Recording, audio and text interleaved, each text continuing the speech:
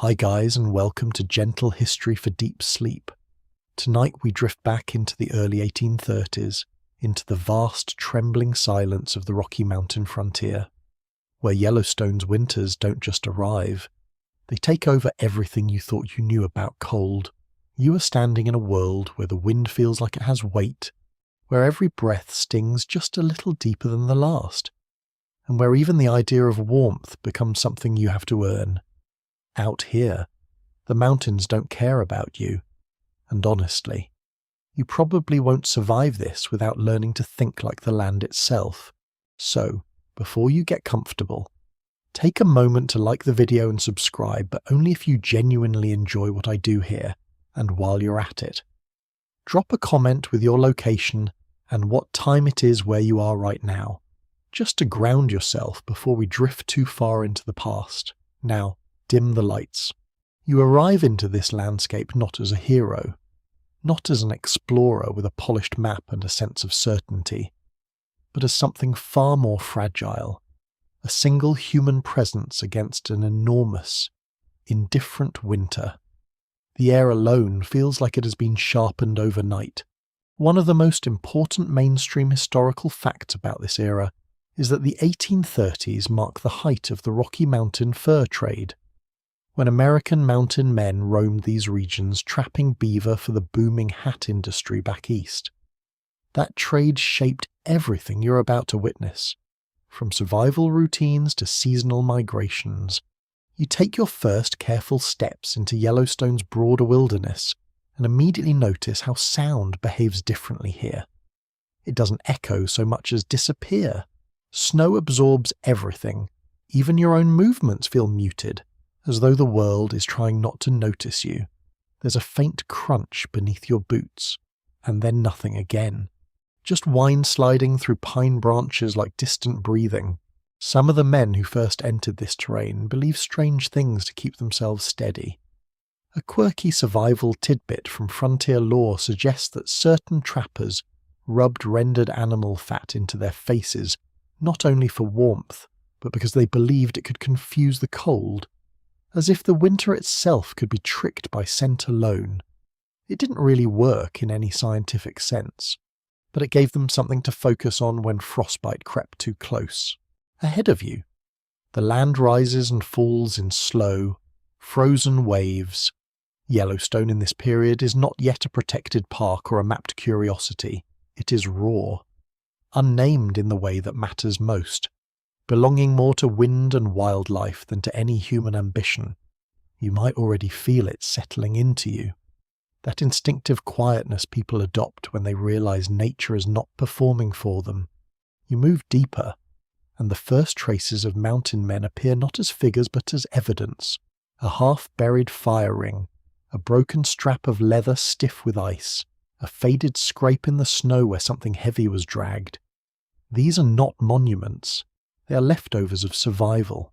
Historians still argue whether early Yellowstone winter routes were deliberately planned or simply improvised as men followed game and fur patterns deeper into the mountains, adapting in real time rather than designing a fixed strategy. Either way, you're now stepping into that uncertainty, where direction is less important than endurance. The cold becomes more assertive as you go on. It presses against your coat, slipping through seams, finding the smallest openings. You can almost understand why these men developed such a deep relationship with fire, not as comfort, but as negotiation, a temporary agreement with an environment that never fully agrees back. And yet, there is movement here. Life persists in quiet, stubborn ways. A raven crosses overhead, cutting through the pale sky like a dark thought. Far off, something large moves through the trees, leaving a shifting pattern in the snow that vanishes as quickly as it appears. You begin to realize that arrival in this place is not a single moment. It is a gradual surrender of modern expectations. Time stretches differently here. Minutes feel like they are waiting for permission to pass. As you continue forward, the landscape opens slightly, revealing what might become a winter encampment if conditions are right, and if the men building it are fast enough. Because here, delay is not inconvenience, it is risk. You step into the idea of that life now, not yet fully formed, but already demanding everything from those who choose it. The wind lowers for a moment, as if listening, and in that brief pause, you can almost imagine what it meant to arrive here in the 1830s with nothing but gear on your back, a contract with a fur company in your pocket, and the quiet understanding that the land would decide the rest.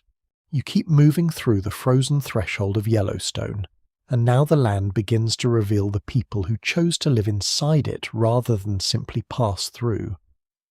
The mountain men are not a unified group in any formal sense. They're a loose collection of trappers, guides, wanderers, and sometimes escaped labourers who drift between fur companies and wilderness independents, all bound together by a shared willingness to endure conditions that most people would call impossible. One mainstream historical fact you need to hold in your mind here is that companies like the American Fur Company and Rocky Mountain Fur Company were actively expanding westward during this period, sending trappers deeper into regions like Yellowstone to meet growing demand for beaver pelts. These men were not just surviving for themselves, they were tied into a wider global economy that depended on their frozen labour. As you imagine walking alongside them, you notice how quickly hierarchy forms even in the absence of permanent settlement. There are experienced trappers who know the rivers and passes, and there are newcomers who quickly learn that pride is a liability out here. Instructions are rarely spoken twice. Mistakes are remembered by the land more than by the people. A quieter, more unusual detail from frontier accounts suggests that some mountain men carried small sewn pouches of tobacco mixed with ash, believing it helped steady the lungs in extreme cold. It is not medically accurate, of course, but it reflects how survival here is as much about ritual as it is about practicality. You begin to understand that being a mountain man in the 1830s is less a job and more a constant negotiation with uncertainty. You're always between places, between company forts and open wilderness, between supply and shortage, between knowing and guessing. Historians still argue whether the romantic image of the lone trapper is accurate or exaggerated by later storytelling. Because in reality, many of these men relied heavily on informal partnerships, indigenous guides, and seasonal regrouping rather than true isolation. Still, the myth persists because it feels emotionally true even when it is structurally incomplete. This snow deepens as you follow imagined routes deeper into Yellowstone's interior. You start to notice how movement is never casual. Every step is planned, weighted, considered. Even standing still requires attention, because stillness here invites cold into your body faster than motion ever could. You pass through what might have been a temporary gathering point. The faint outline of packed snow suggests where tents or skin shelters once stood. The wind has erased most evidence, but not the feeling that people were here, adapting to a world that refuses permanence. In this environment, leadership is earned through competence rather than appointment. A man who can read weather shifts, track game, and maintain fire becomes valuable in ways that transcend social background. Titles mean nothing here. Function means everything. You might hear, in your imagination, the low creak of leather gear, the soft clink of metal tools, the occasional bark of a command carried half away by wind. Even communication is shaped by necessity. Words are conserved like fuel. A small but revealing detail from historical records notes that some trappers marked seasonal routes with subtle tree notches or arranged stones, creating informal navigation systems that only experienced eyes could read. These marks rarely lasted long, but they formed a hidden language across the landscape. You begin to sense the rhythm of this life. Long stretches of waiting broken by sudden bursts of action. Stillness interrupted by urgent movement. Survival is not constant struggle in the way fiction often suggests. It is more often patience stretched to its limit. And beneath it all is the ever-present awareness that Yellowstone itself is not neutral. It is actively shaping every decision. Where you camp, how you travel, whether you rest or move on. As you continue deeper into this imagined company of mountain men, you're not yet part of them, but you're no longer separate either. You're learning the first essential rule of this world, which is that belonging is earned moment by moment, and never guaranteed by arrival alone. The wind shifts again, carrying with it the faint memory of smoke from a fire that may have burned hours or days ago. And you realise that in this place, even absence leaves traces worth reading. You move deeper into the rhythm of this frozen world, and now the scattered presence of mountain men begins to tighten into something more structured. Not permanent, not safe, but briefly organised against the pressure of winter. Early winter camps in Yellowstone during the 1830s were never meant to last. They were decisions made quickly, almost urgently, based on the nearest shelter, the nearest water source, and the shrinking window before snow turned the entire region into a sealed white silence. You arrive at the edge of one such camp in your imagination, and it does not look like settlement in any modern sense. It is more like a pause in the wilderness, a few lean-to structures built from pine branches, canvas stretched unevenly where it can be spared, smoke drifting upward in thin threads that disappear into the cold air before they can gather meaning. Everything here is temporary, yet everything also depends on being just stable enough to survive the next storm.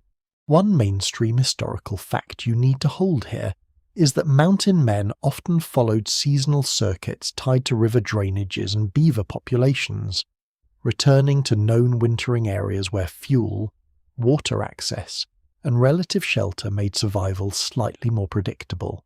Yellowstone was not a fixed destination so much as part of a rotating survival pattern shaped by ecology and trade demands. You step closer to the camp and notice how the ground itself has been altered.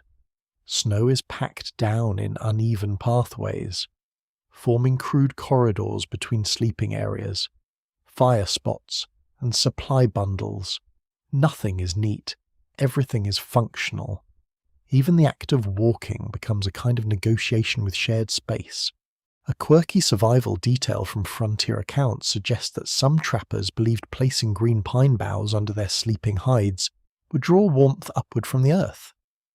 While this has no real thermal advantage in the way they imagined, it did create insulation against the frozen ground, even if the reasoning behind it was more symbolic than scientific.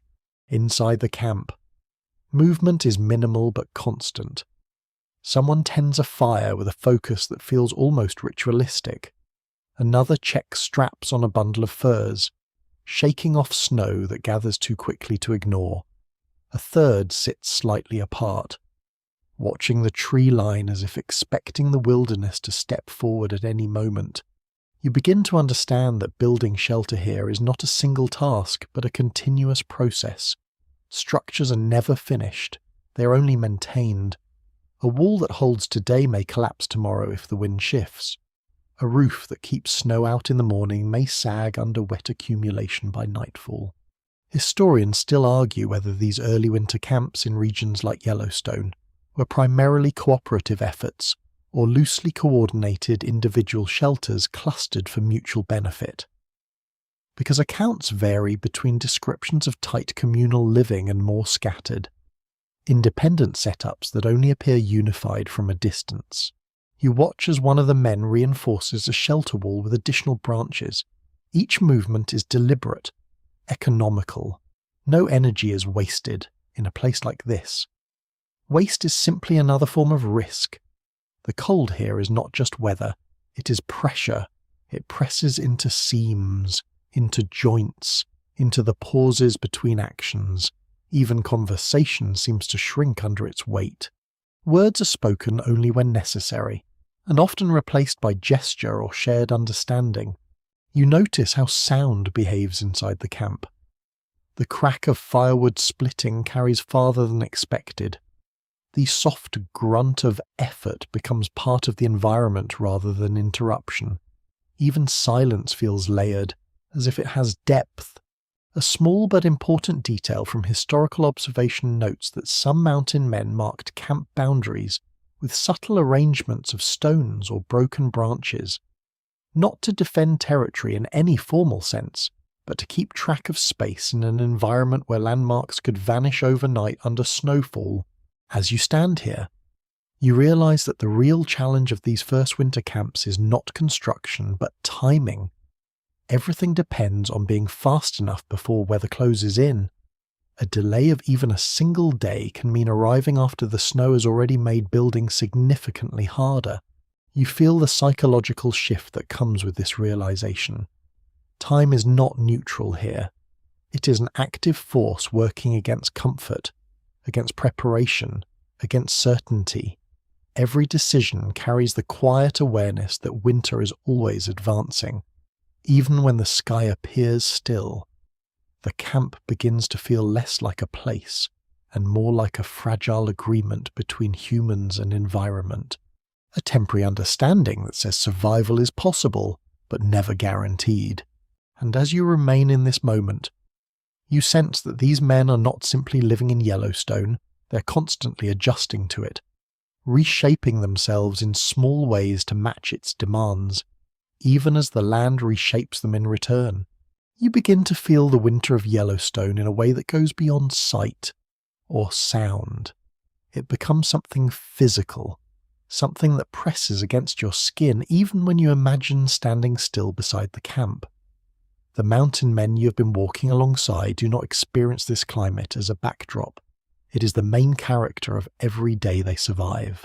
One mainstream historical fact you need to hold here is that the Yellowstone region sits at high elevation within the interior of North America, which creates dramatic temperature swings and long stretches of severe cold during the winter months. In the 19th century, this meant that anyone moving through the area had to adapt not just to cold air, but to rapid changes that could turn a calm morning into a dangerous night without warning. You notice how the cold here is not steady. It behaves more like a living pattern. One moment it feels almost tolerable.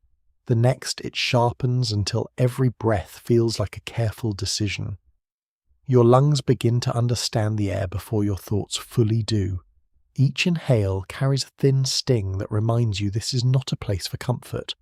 The mountain men learn to read these shifts not through instruments but through sensation.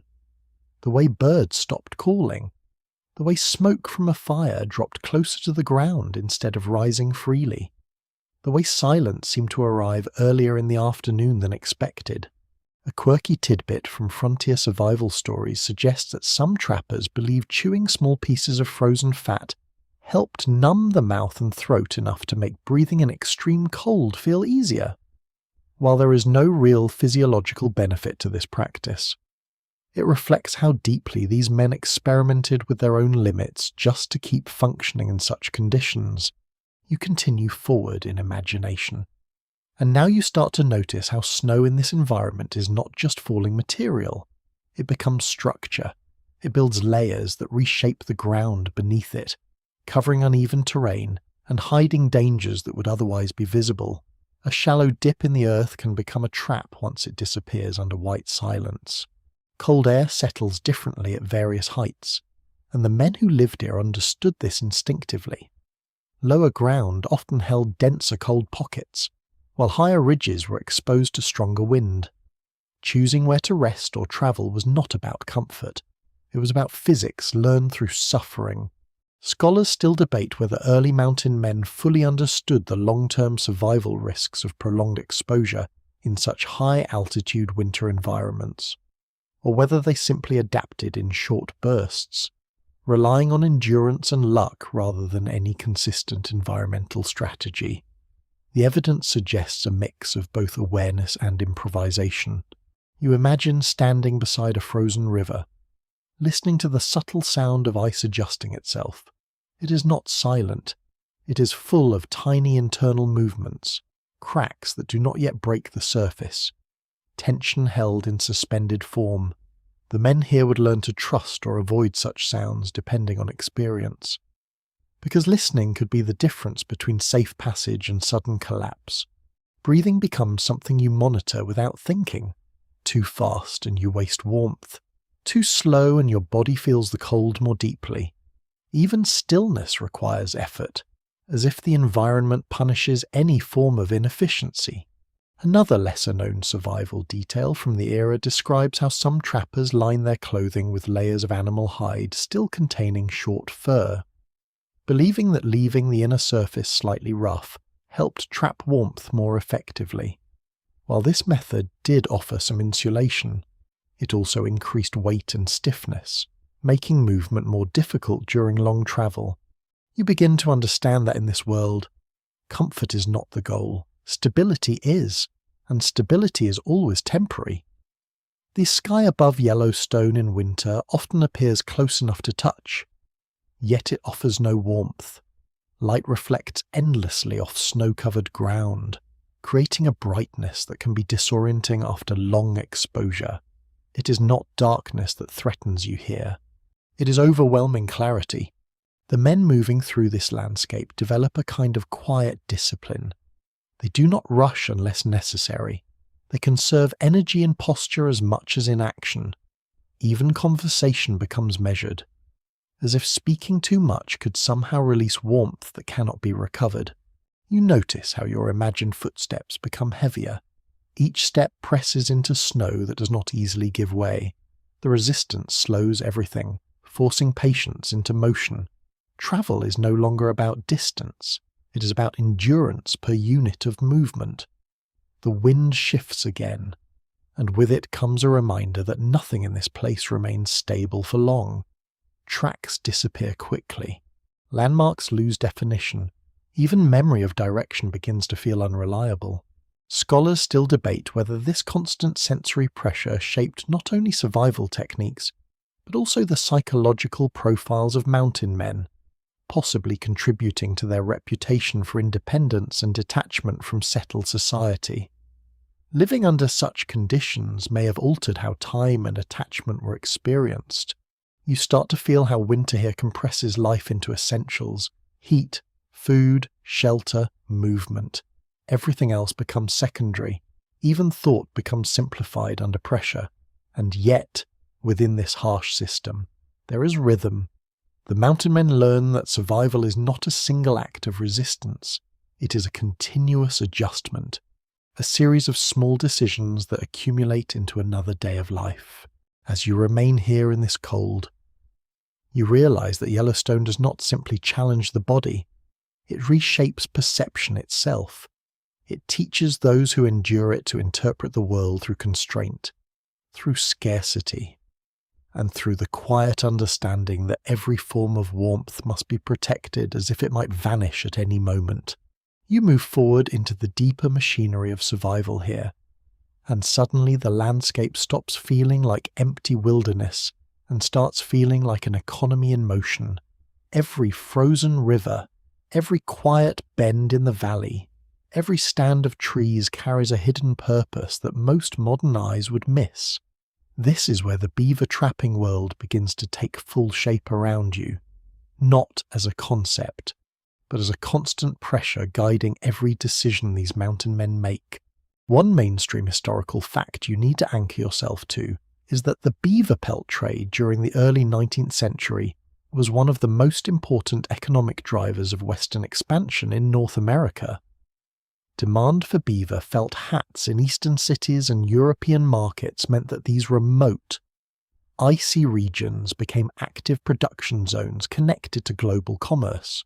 Even here in the freezing edges of Yellowstone, distant buyers shaped what survival looked like. You start to see how every movement in this environment is tied to that demand. The mountain men are not simply wandering. They are reading waterways the way others read written instructions. A river is not just water.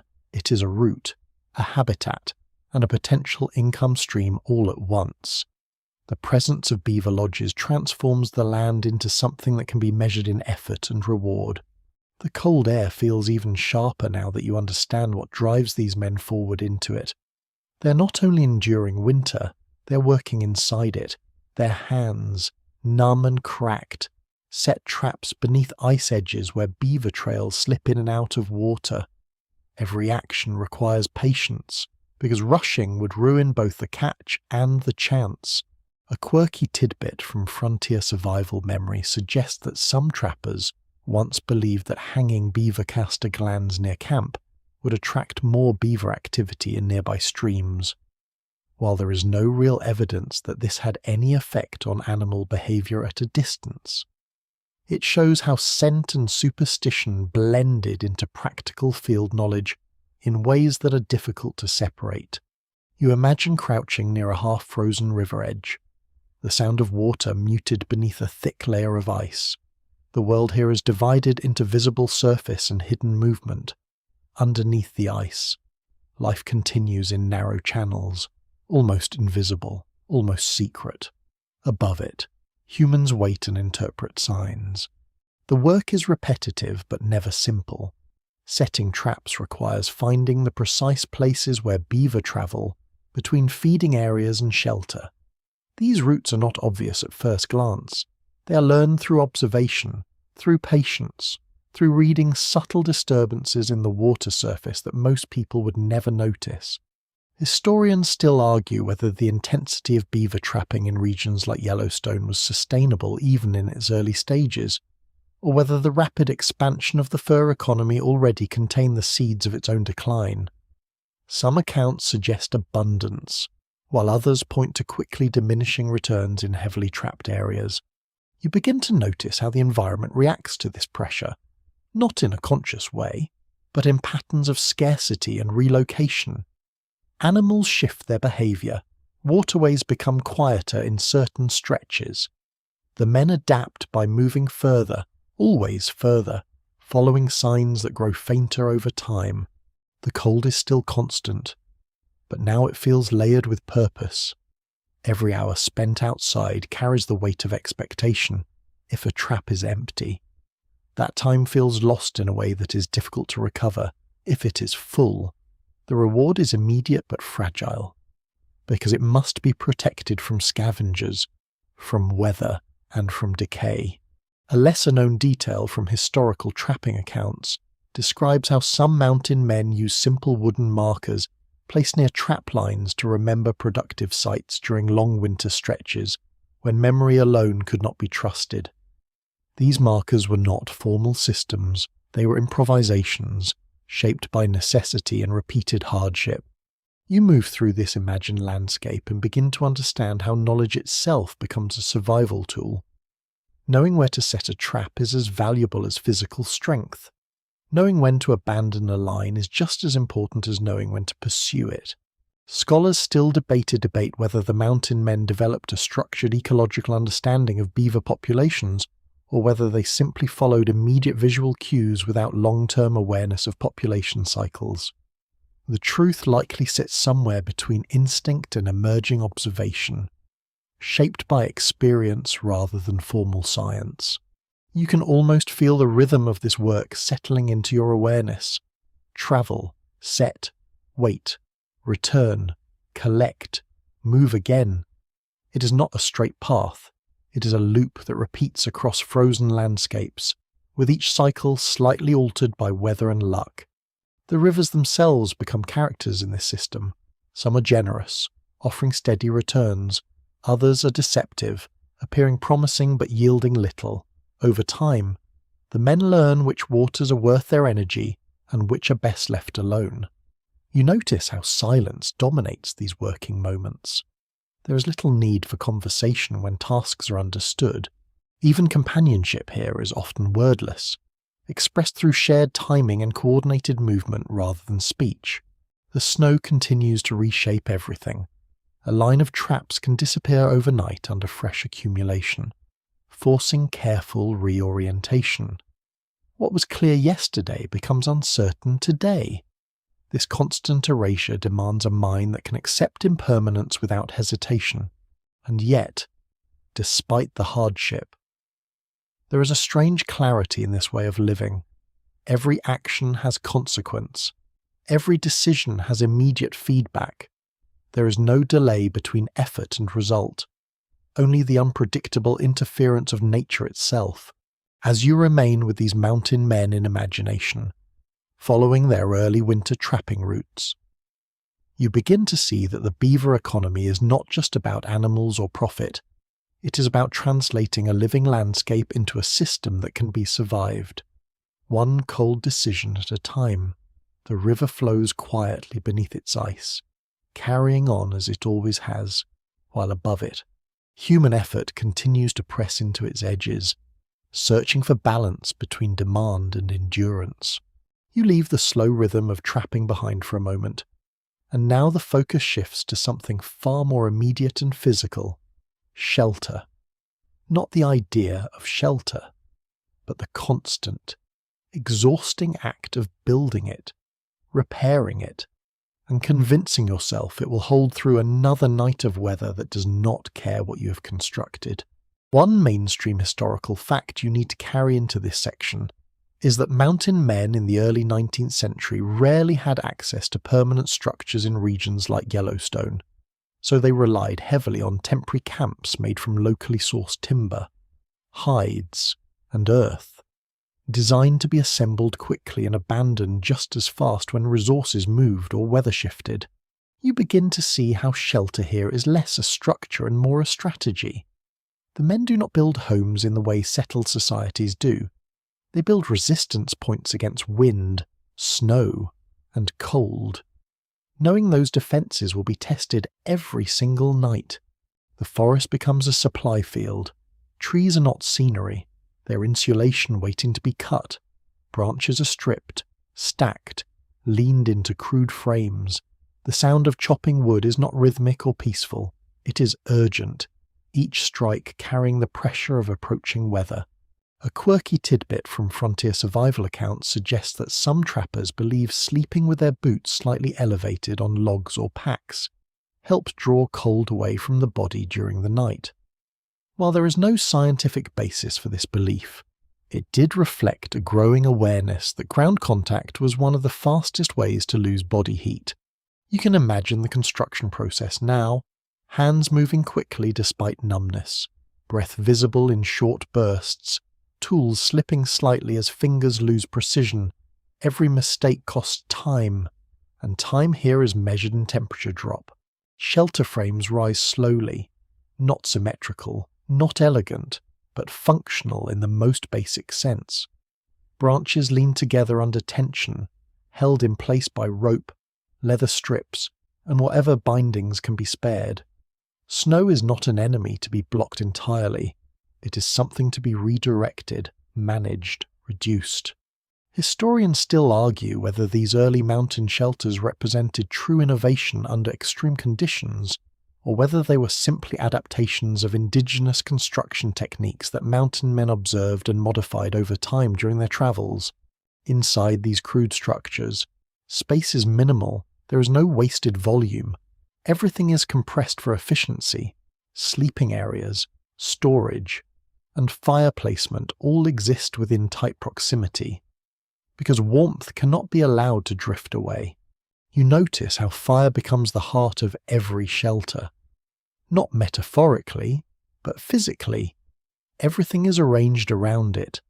The fire determines where people sit, how they sleep, even how they enter and exit the space. Without it, the shelter is just a colder version of the outside world.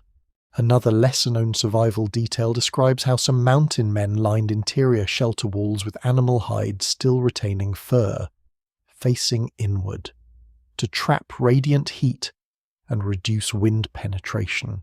It was not perfect insulation, but it created small pockets of retained warmth that could mean the difference between rest and exhaustion. The cold outside does not stop. It presses against every seam. Wind finds the smallest gaps and turns them into drafts that crawl through sleeping areas. You begin to understand that privacy does not exist here in the modern sense. The environment is always present, always intruding. Even the act of sitting still becomes active maintenance. Bodies shift constantly to avoid numbness. Fingers flex in and out of gloves. Feet are repositioned to keep circulation moving. Stillness leads quickly to discomfort, and discomfort leads to risk.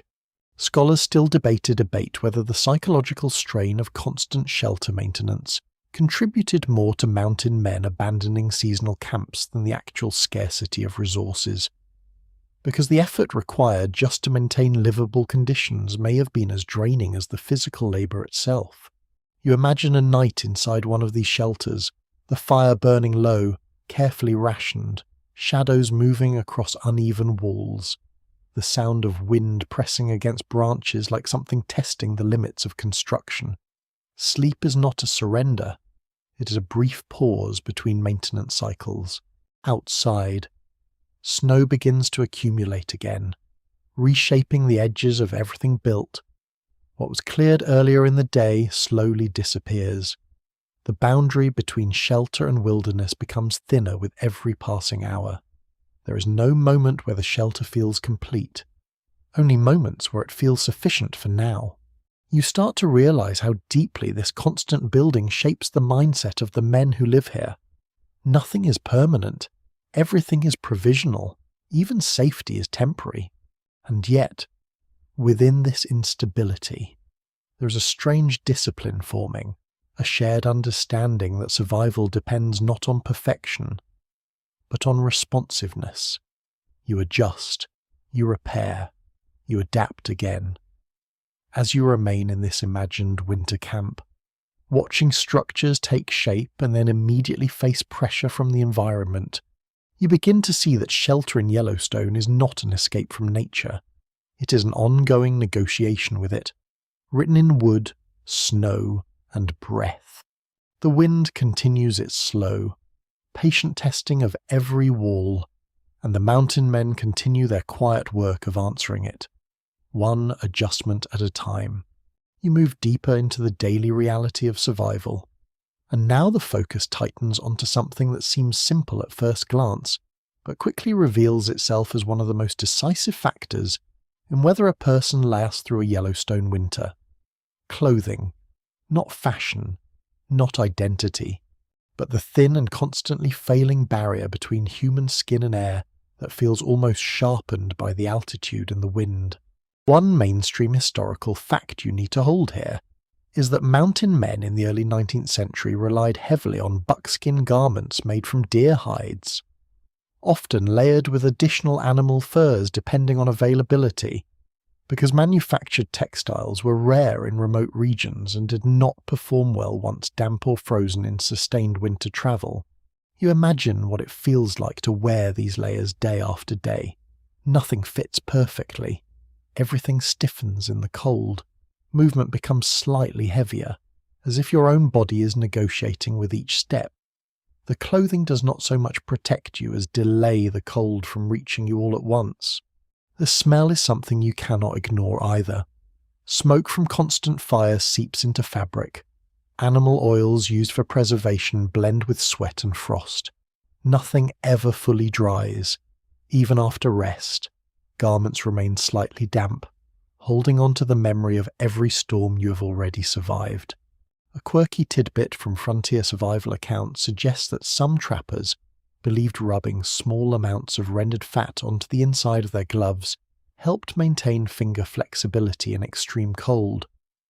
While this did not truly preserve warmth in any lasting way, it did reduce stiffness for short periods, which was enough to feel like an advantage when handling traps or tools. You begin to notice how clothing here is not replaced. It is repaired endlessly. Tiers are stitched with whatever thread or sinew is available. Patches are added without concern for appearance. A garment becomes a record of survival, each repair marking another moment when replacement was not an option. The wind presses against these layers with a kind of patience. It does not rush. It simply finds weak points over time, a seam here, a loosened edge there. Cold enters slowly, almost politely at first, until it becomes impossible to ignore. You walk alongside the imagined mountain men again, and you see how they adjust constantly. A collar pulled tighter, a sleeve tucked deeper into a glove, a shift in posture to reduce exposed surface area. Everything becomes micromanagement of heat retention. Scholars still debate whether the effectiveness of buckskin clothing in extreme winter conditions was primarily due to the insulating properties of the material itself or the layering strategies developed by mountain men through trial and error in high-altitude environments like Yellowstone. There is also a social dimension to clothing that becomes visible as you observe camp life. Garments indicate experience. A well-worn coat with multiple repairs signals time spent in the field. Newer trappers often stand out not because of behaviour, but because their clothing has not yet been shaped by hardship. Inside the camp, you notice how clothing never truly leaves the body for long, even during sleep. Layers remain partially worn. Removing too much risks losing warmth that cannot be easily regained. The body and its coverings become a single system, rather than separate elements. Another lesser-known survival detail from historical accounts describes how some mountain men would place their clothing near fires at careful distances during rest periods, allowing gradual drying without burning or damaging the material. Though misjudgment often resulted in scorched fabric or hardened leather, you can almost feel the tension of that constant balancing act. Too close to heat and you destroy your protection. Too far and you remain damp, which increases cold exposure. There is no perfect setting, only adjustment. The landscape outside continues its quiet pressure.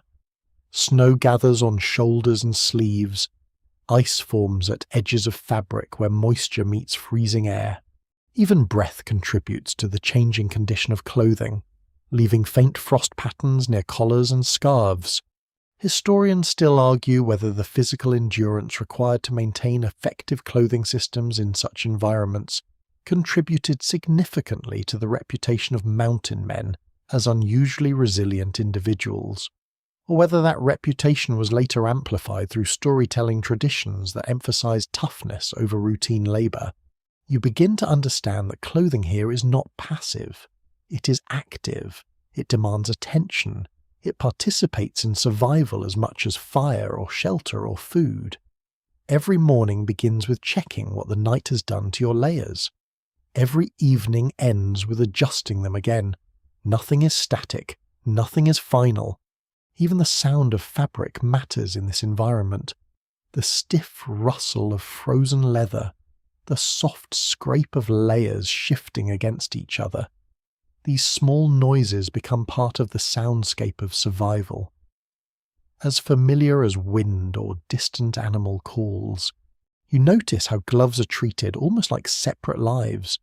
They're removed carefully, warmed near fire, and handled with caution because losing finger function here is not a minor inconvenience.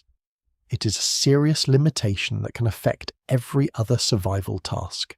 A quieter historical observation notes that some trappers preferred clothing with intentionally loose outer layers, believing it created small air pockets that helped slow heat loss during movement.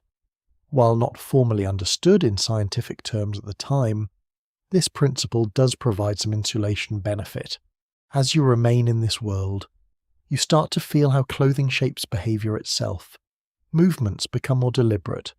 Risks are weighed not only against success or failure, but against exposure time. Even simple tasks require planning around how long the body can remain in open cold before needing warmth again. The mountain men do not think of clothing as comfort. They think of it as duration. How long can you last before the cold wins? And so, layer by layer, stitch by stitch, repair by repair. They continue to negotiate with the winter that never stops pressing in, turning fabric into one of the few things standing between life and the endless quiet of Yellowstone's frozen reach.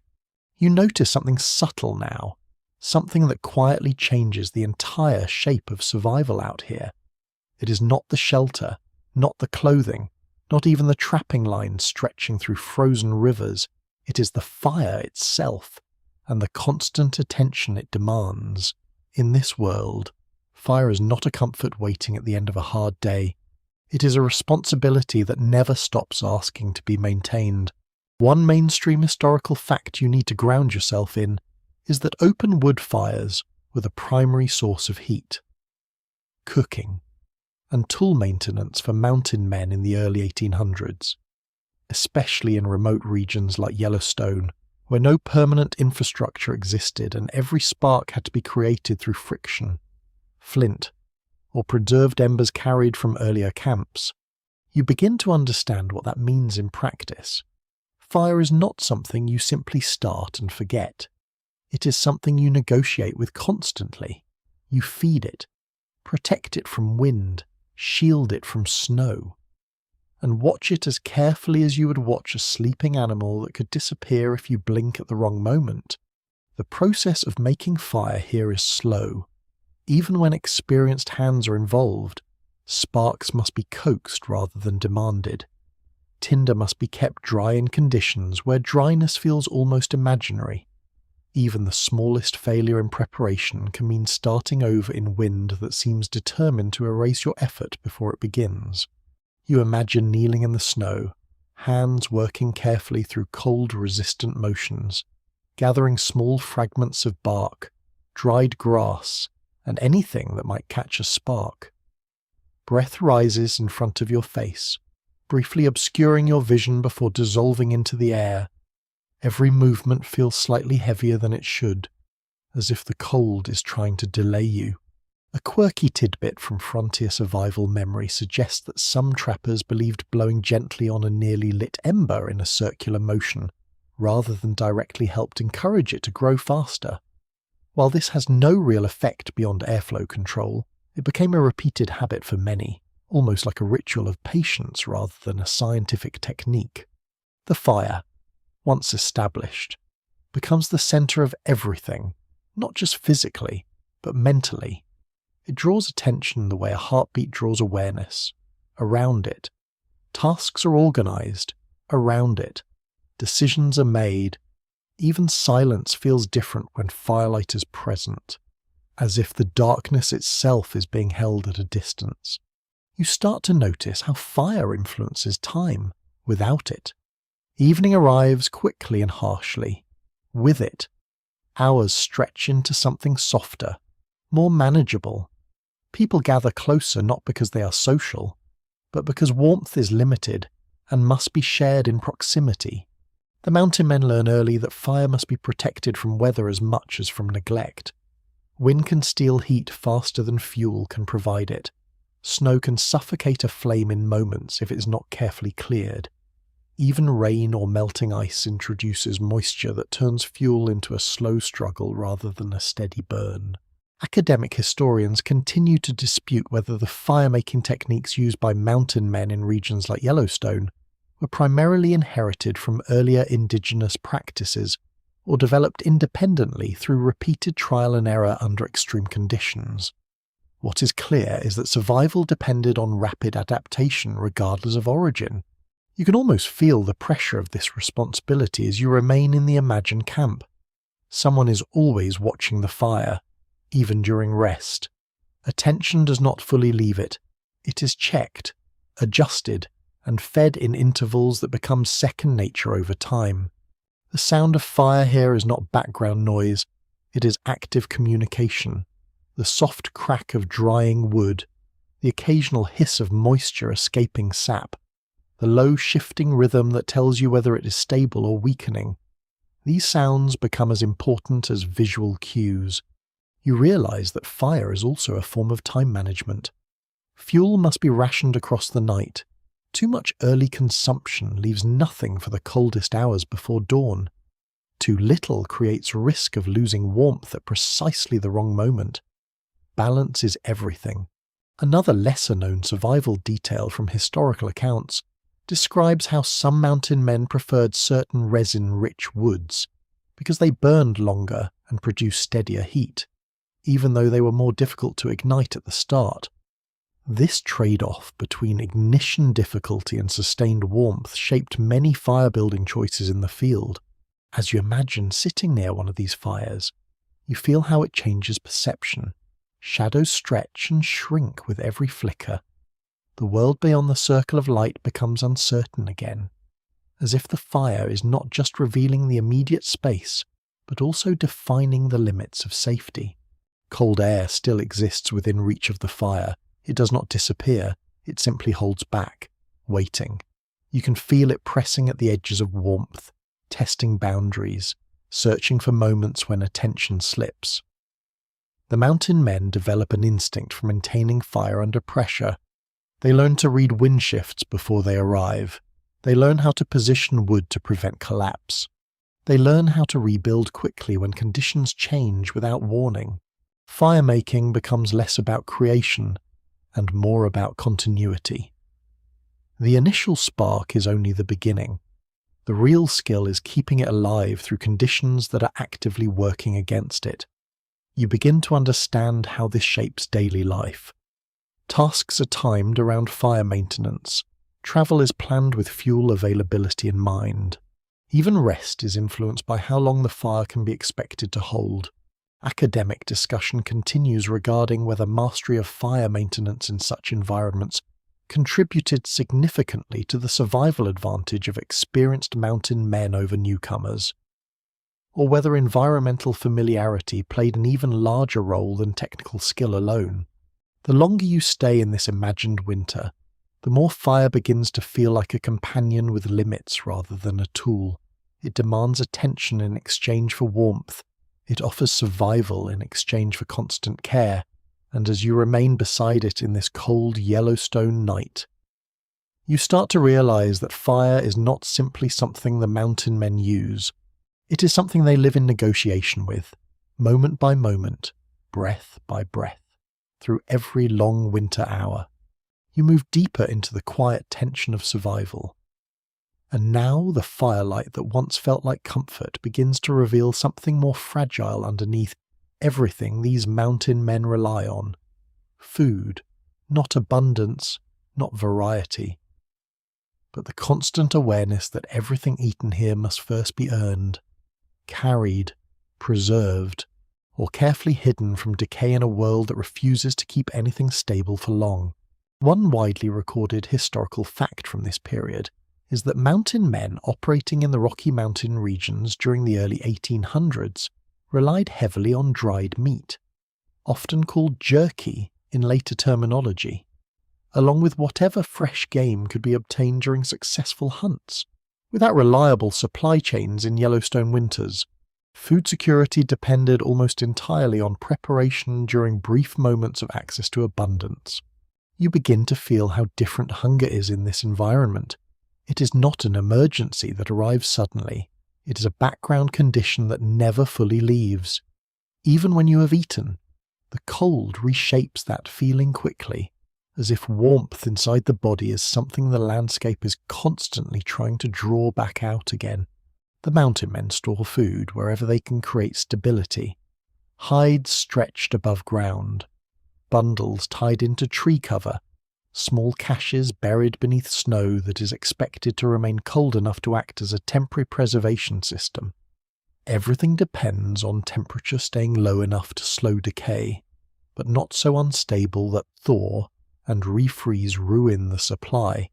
A quirky observation from frontier accounts suggests that some trappers believed hanging strips of dried meat slightly above fire smoke helped both preserve it and deter scavenging animals through scent masking. While smoke does have preservative effects in a limited sense, the belief in its protective reach was often greater than its actual reliability in harsh winter conditions. You imagine the process of eating here. There is no leisurely meal. Food is consumed quickly, often standing or crouched near heat sources, with attention divided between eating and monitoring surroundings. Even nourishment becomes a task that must be completed efficiently rather than enjoyed. Everything tastes slightly altered by the environment. Smoke, cold air, and constant exposure change how food is experienced. Even simple preserved meat becomes something dense, almost mechanical, providing energy more than pleasure. The real anxiety comes not from immediate hunger but from what follows it. The awareness that supply is limited, and every meal reduces the buffer between survival and uncertainty. You never fully escape the knowledge that the next successful hunt is not guaranteed. Some men develop strict routines around rationing, Small portions at regular intervals rather than large meals that create temporary comfort but increase future risk. Discipline in eating becomes a form of survival strategy rather than preference. There are moments when hunting succeeds beyond expectation. A deer taken cleanly, a beaver line yielding more than anticipated. In those moments, camp briefly shifts into a different emotional state, not celebration in a modern sense, but a quiet easing of tension, as if the entire group exhales at once. Yet even these moments are temporary. Excess cannot be stored indefinitely in conditions where preservation is always uncertain. Decisions must be made quickly about what to dry, what to consume immediately, and what to risk storing for later. Another lesser-known survival detail from historical trapping journals describes how some mountain men would cut meat into thinner strips during extreme cold spells, believing that faster freezing would improve preservation, while freezing does slow decay. Inconsistent temperatures often meant that thaw cycles still caused spoilage, making the technique only partially effective. You begin to notice how closely food is tied to movement. Every journey across Yellowstone in winter carries weight not just in gear, but in calories already spent and calories still required. Travel is not measured only in distance, but in nutritional cost. The landscape itself becomes part of the food equation. Certain valleys are known for game presence. Certain river bends offer better trapping success. Experience turns geography into a mental map of potential sustenance rather than simple terrain. Historical interpretation continues to differ on whether starvation was a constant direct threat for most mountain men, or whether it functioned more often as a periodic pressure that shaped behavior without always reaching immediate crisis levels. The evidence suggests both chronic scarcity and intermittent abundance depending on season and luck. You feel how silence deepens around food preparation moments. There is a kind of focus that emerges when survival is literally being portioned out. Even conversation lowers in volume, as if sound itself could disturb the fragile balance of resources. Cooking here is minimal. Meat is often roasted quickly over open flame or eaten after drying. There is no elaborate preparation. Heat is used for necessity, not enhancement.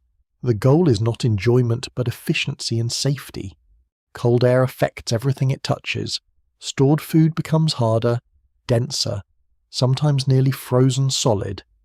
Eating it requires patience, letting warmth from hands or fire slowly make it manageable.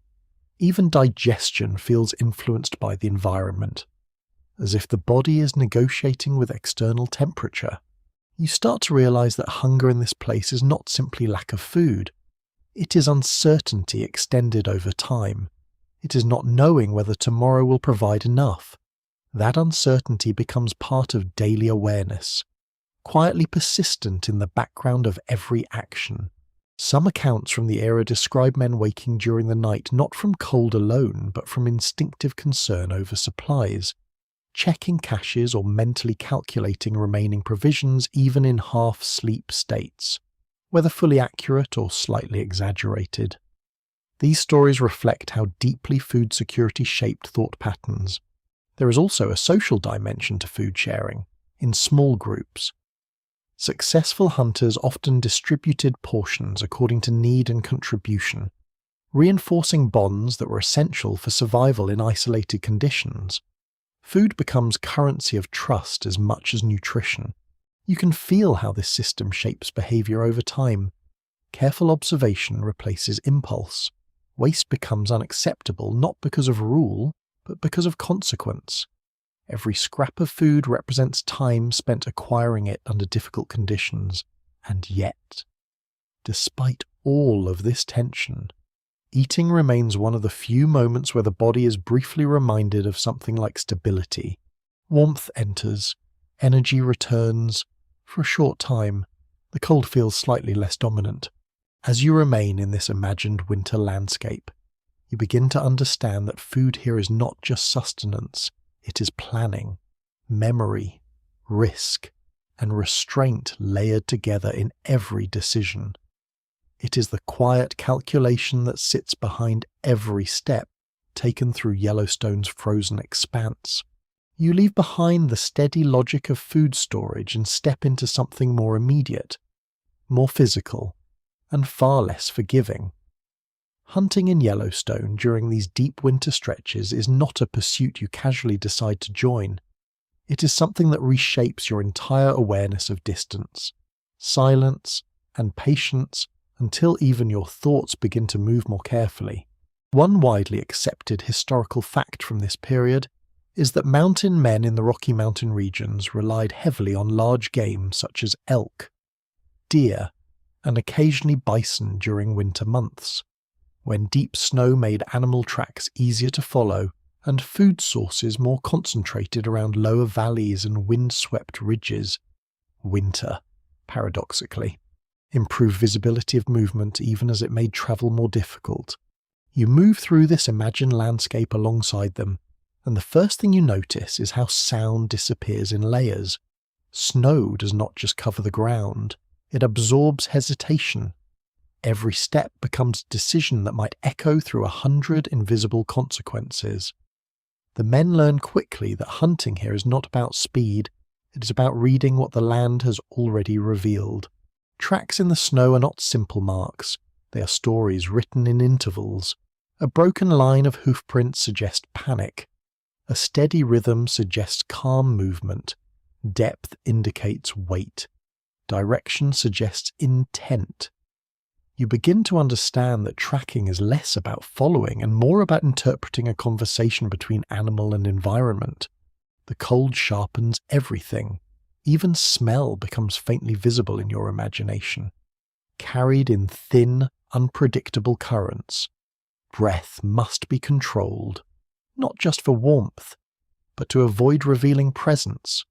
The body itself becomes something to manage, something that must not interrupt the silence of pursuit.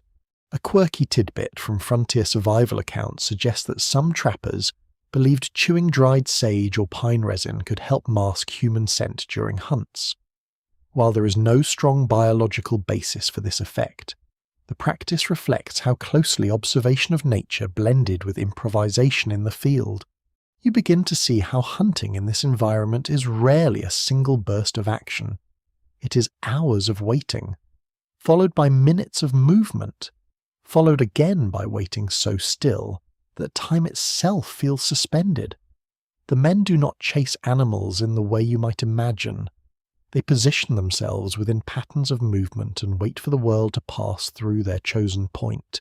The terrain itself plays an active role. Valleys collect animals seeking shelter from wind. Ridgelines expose movement against bright snow. Forest edges create natural corridors where game tends to pass. Experience turns these features into a mental map that replaces formal navigation. Historians still argue whether mountain men developed these tracking skills independently through necessity, or whether they significantly expanded upon indigenous hunting knowledge systems already present in the region. Adapting techniques through observation and exchange during periods of cooperation and trade, you feel the weight of silence increasing as you move deeper into this imagined hunt. Even the smallest sound becomes significant. A branch snapping under pressure. A distant call that might be wind or might be something living. Attention becomes a physical strain, as if awareness itself has mass. The animals are not passive in this process. Elk move in cautious groups, stopping frequently to assess wind direction. Bison travel with slower certainty, their presence reshaping the space around them simply by moving through it. Each species carries its own rhythm, and survival depends on recognizing those rhythms before they recognize you. A lesser-known detail from historical accounts describes how some hunters paid close attention to snow-cross conditions, since temperature shifts could create surfaces that either supported weight or collapsed suddenly, making pursuit easier for some animals and more exhausting for others. Reading snow becomes as important as reading tracks.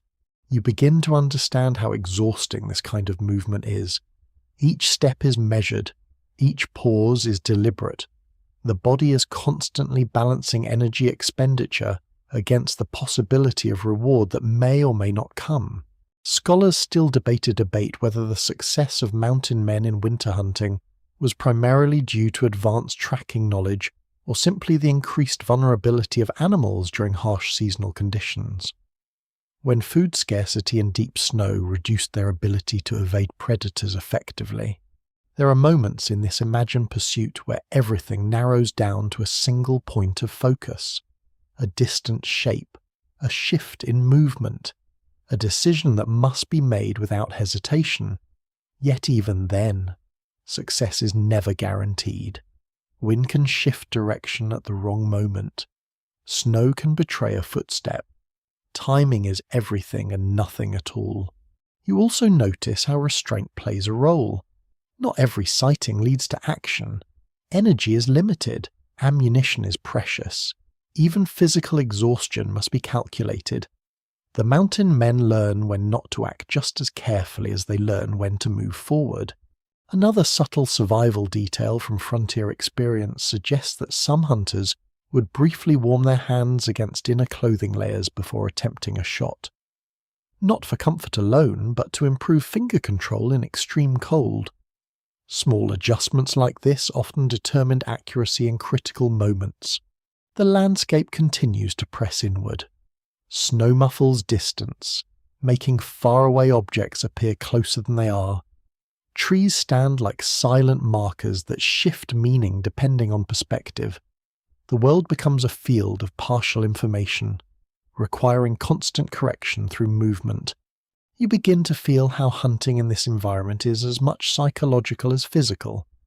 The patience required is immense. The awareness is continuous. Even rest is temporary. Because opportunity can appear without warning and disappear just as quickly.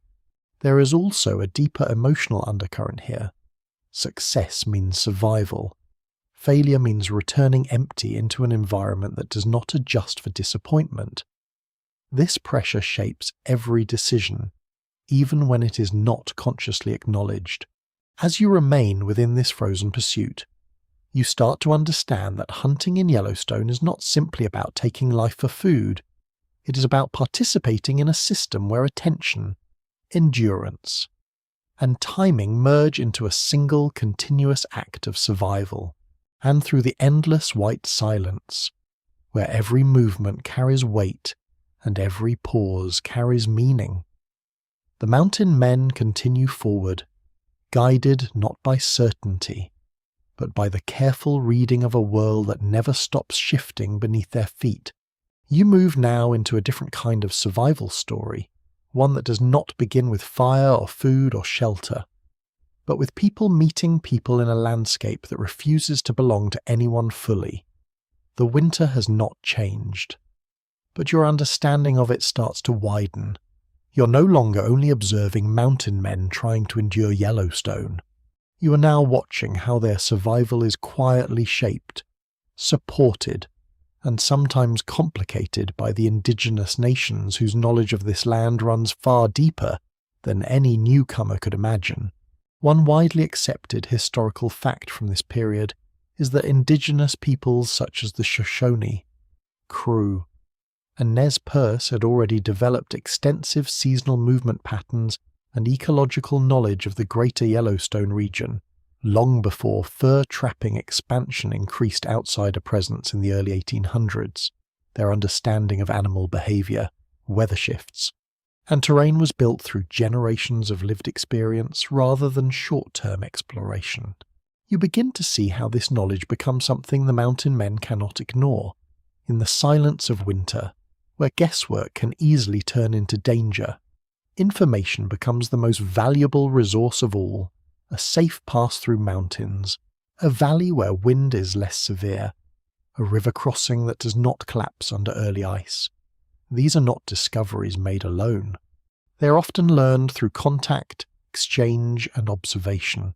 In your mind, you walk beside a small group moving cautiously through snow-covered terrain, and you notice how much of their survival depends on reading the land in ways they did not originally know. Some guidance is spoken directly, shared in moments of necessity. Some is observed quietly over time, as patterns repeat and experience accumulates. A quirky tidbit from frontier memory suggests that some trappers adopted indigenous snowshoe designs almost exactly as they were encountered, later modifying them only slightly based on available materials. These designs were not simply tools but responses to specific snow conditions, balancing weight distribution and movement efficiency in ways that European footwear traditions had not fully addressed for deep winter travel. You feel how movement changes when guided by this knowledge. Paths become less random, travel becomes more strategic. Even rest locations are chosen with a sensitivity to wind direction and natural shelter that reflects accumulated understanding of the land itself. There is a deeper layer here that goes beyond survival techniques. It is communication without complete translation, gestures, shared demonstrations, exchanged goods, a language formed through necessity rather than grammar. In these exchanges, trust is never automatic. It is built carefully, moment by moment, under the pressure of mutual dependence. Historians still argue whether the relationship between mountain men and indigenous communities in regions like Yellowstone was primarily cooperative, opportunistic, or situationally dependent, shifting depending on season, resources, and individual relationships rather than any single consistent pattern. You begin to notice how knowledge flows in both directions, though not always evenly. Mountain men bring metal tools, trade goods, and manufactured items from distant markets. Indigenous groups bring something far more immediate for survival in this environment: precision understanding of place, the kind of knowledge that cannot be written down easily because it is constantly updated by lived conditions. As you continue through this imagined winter landscape, you see moments of exchange that are practical rather than ceremonial, a route explained with simple direction, a warning about ice conditions, a demonstration of how to read animal movement through subtle changes in snow texture. Each moment carries weight because it can directly influence whether someone survives the next week. Scholars still debate whether mountain men fully integrated indigenous ecological knowledge into their long-term practices, or whether they primarily used it in short-term adaptive situations without fully incorporating its broader cultural and environmental context.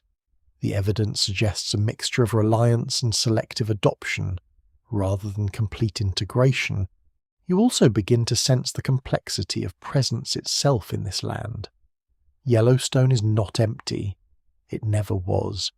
Every valley and ridge already exists within a network of meaning, memory, and seasonal movement that predates fur trade expansion. The mountain men are not entering an empty wilderness. They're entering an inhabited system they are still learning how to interpret. In this environment, mistakes are not just personal risks. They are misunderstandings of a living landscape that already has its own logic. Choosing the wrong route is not simply inefficient. It can be dangerous in ways that are not immediately visible until conditions shift.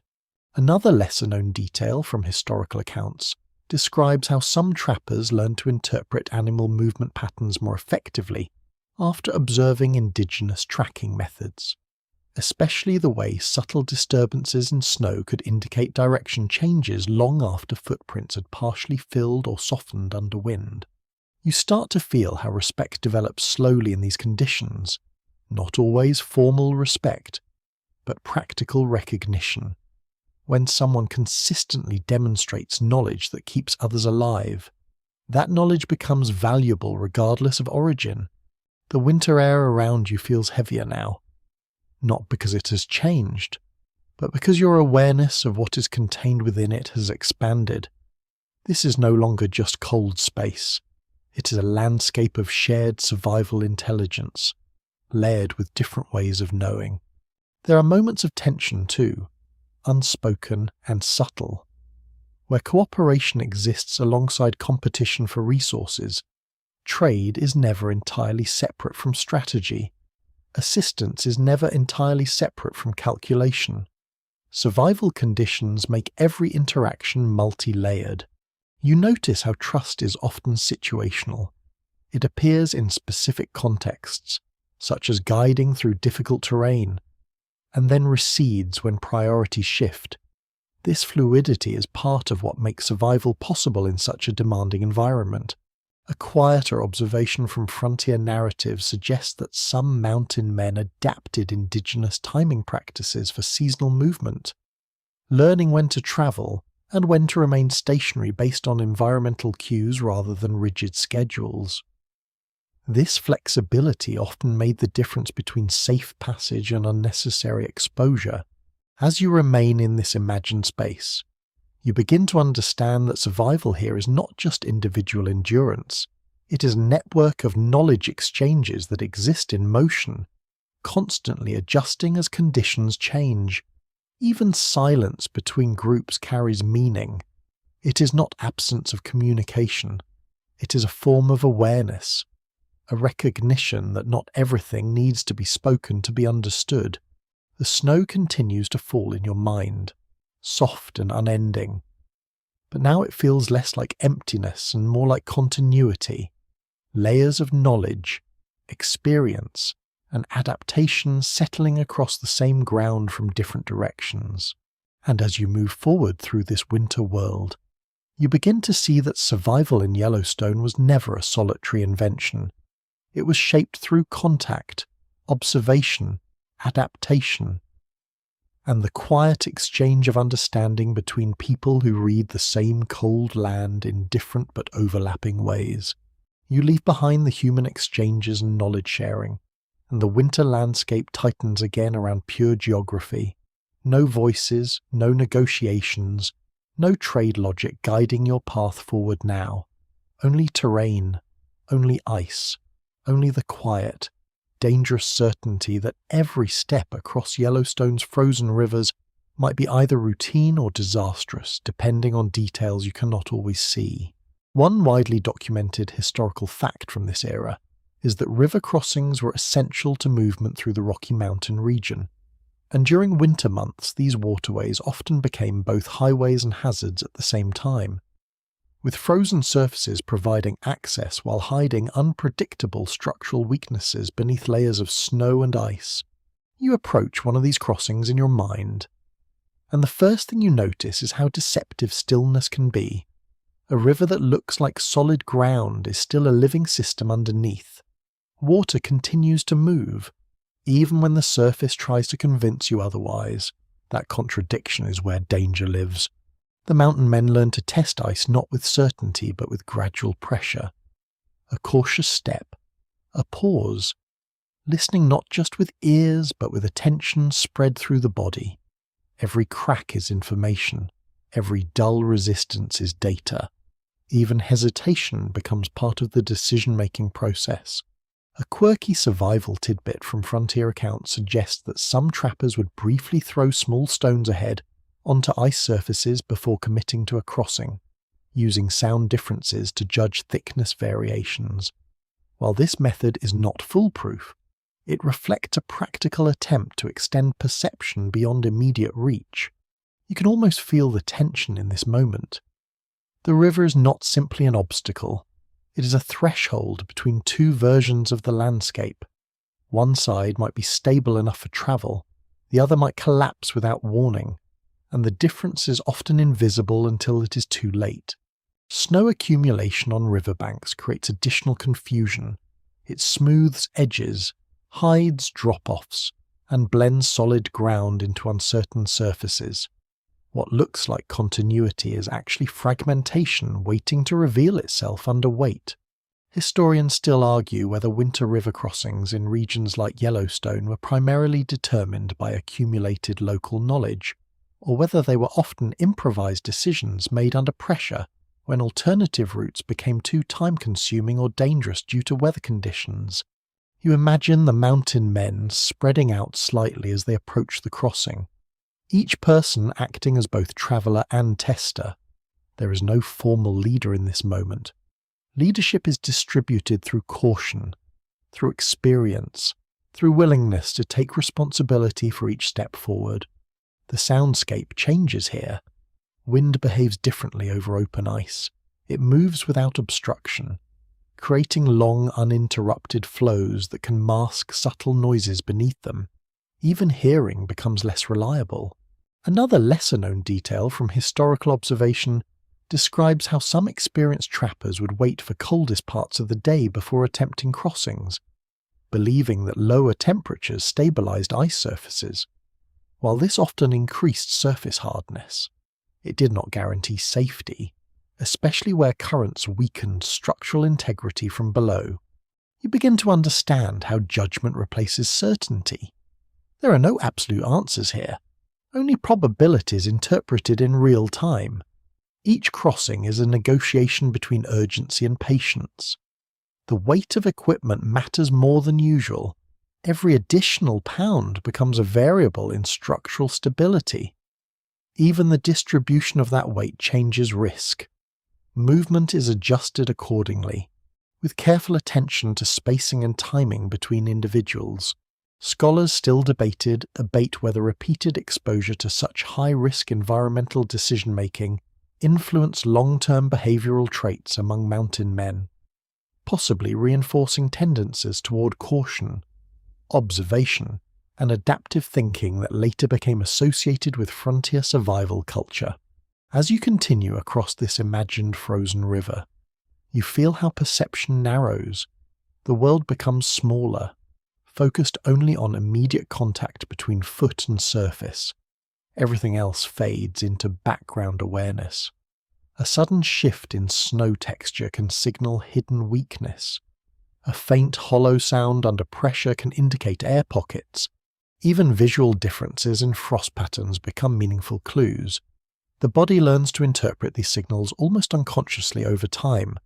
The river beneath remains unseen but present, a moving force that never fully stops. It is this hidden motion that makes the crossing feel uncertain, even when everything appears stable above. A quiet survival detail from frontier experience suggests that some men preferred crossing in staggered formation rather than group clustering, distributing weight and reducing collective risk in case of localized ice failure. This practice was not formalized but learned through difficult experience. You notice how silence becomes heavier during crossings. Conversation fades not because it is forbidden, but because attention consumes all available mental space. Even breathing feels slightly restrained, as if excess noise might interfere with judgment. And then there are moments where everything holds. Ice remains firm, steps remain steady.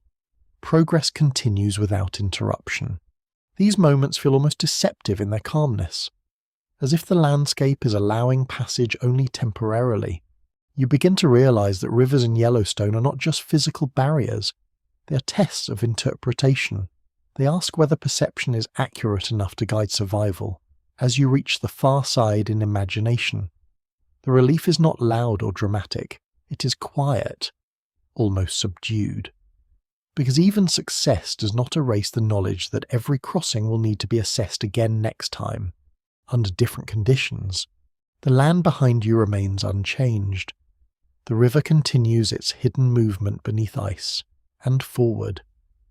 The winter world opens again, waiting for the next decision to be made with the same careful uncertainty as the last. You move away from the physical demands of rivers and crossings, and something changes in the atmosphere of your experience. The land is still the same Yellowstone winter, still vast and cold and indifferent. But now it begins to press in a different way, not on the body first, but on the mind, as if the silence itself has started to notice how long you have been inside it. You're no longer measuring survival in steps or calories or firewood. You're measuring it in hours without conversation, in days without new faces, in stretches of time where the only sound you hear is your own movement inside a world that does not respond. A widely recorded historical reality from early mountain life is that winter isolation in the Rocky Mountain regions could last for extended periods, especially when snow blocked passes and trapped small groups in remote valleys. cutting them off from trade routes and seasonal movement. In places like Yellowstone, this isolation was not occasional, it was expected. At first, solitude feels manageable. The mountain men continue their routines, they repair equipment, they check traps, they tend fires. But gradually, something subtle begins to shift. Time stops behaving like a sequence of events and starts feeling more like a continuous surface with no clear divisions. You sit near the fire in your imagination, and the light feels smaller now, not weaker, but more concentrated, as if it has less competition from the world beyond it. Outside that circle, darkness is not just absence of light, it is presence without detail. The wind moves across the camp, and even that sound becomes repetitive after enough time. It no longer signals change.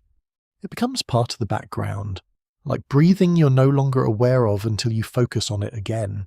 An unusual frontier note suggests that some trappers began counting small repetitive actions during long winter stays, such as stirring fire coals or reorganizing gear, as a way to maintain mental structure when days blended together. It was not superstition. It was an attempt to preserve sequence inside an environment that erased it. You begin to notice how memory behaves differently here, without new landmarks or social variety. Past events feel closer than they should. A conversation from days ago can feel like it happened only hours earlier. Meanwhile, time spent in silence stretches outward, losing shape. The mountain men often worked alone for long stretches during trapping season, checking lines across frozen terrain. Even when they returned to camp, interaction was limited, conversation was practical, brief, and often unnecessary. This creates a mental environment where internal dialogue becomes more noticeable than external speech.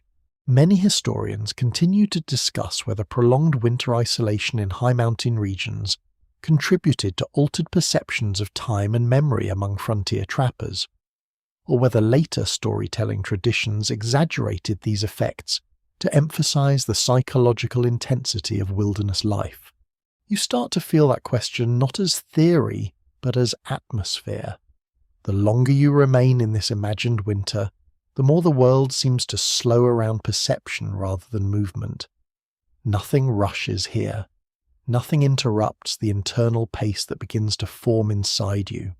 A quieter survival detail from frontier accounts describes how some mountain men would deliberately vary their daily routine slightly, even when conditions did not require it, simply to avoid the mental strain of absolute repetition. A different route to a water source, a change in fire tending order, small variations that help preserve orientation in time. Inside the camp, silence becomes layered. It is not empty. It is filled with small sounds that normally go unnoticed. Fabric shifting, ice forming and releasing from wood, the distant settling of snow under its own weight, in isolation. These sounds become companions whether you choose them or not. The fire continues to burn, but it no longer feels like a central event. It feels like a stable point in a shifting mental landscape, something reliable, yet not enough to define the day by itself. An intriguing observation from historical reflection suggests that some trappers reported experiencing vivid mental imagery during long winter stays, often involving memories of distant places or exaggerated reconstructions of familiar scenes. Whether these were early signs of deprivation effects or simply intensified recall is still debated. You sit with that idea as the cold presses gently against the edges of your imagined shelter, outside. Yellowstone continues unchanged. Snow falls without reference to human awareness. Trees stand in positions that will not noticeably change for months. The mind begins to adapt in its own way. Attention narrows, then expands, then narrows again. Small details become significant. A shift in fire brightness, a change in wind tone, the angle of smoke rising before it disappears into the dark. Scholars still debate whether the psychological strain of extended isolation in mountain environments should be understood primarily as a stress response to environmental harshness or as a natural cognitive adjustment to reduce social and sensory input. You notice how speech, even imagined speech, becomes less frequent. Thoughts become quieter, not because they are fewer, but because they no longer need to be expressed outwardly. The mountain men learned to exist inside this condition without fully naming it. They continued their work because the work itself provided structure, trapping, repairing, maintaining, surviving. Each action becomes a small anchor in a drifting mental field.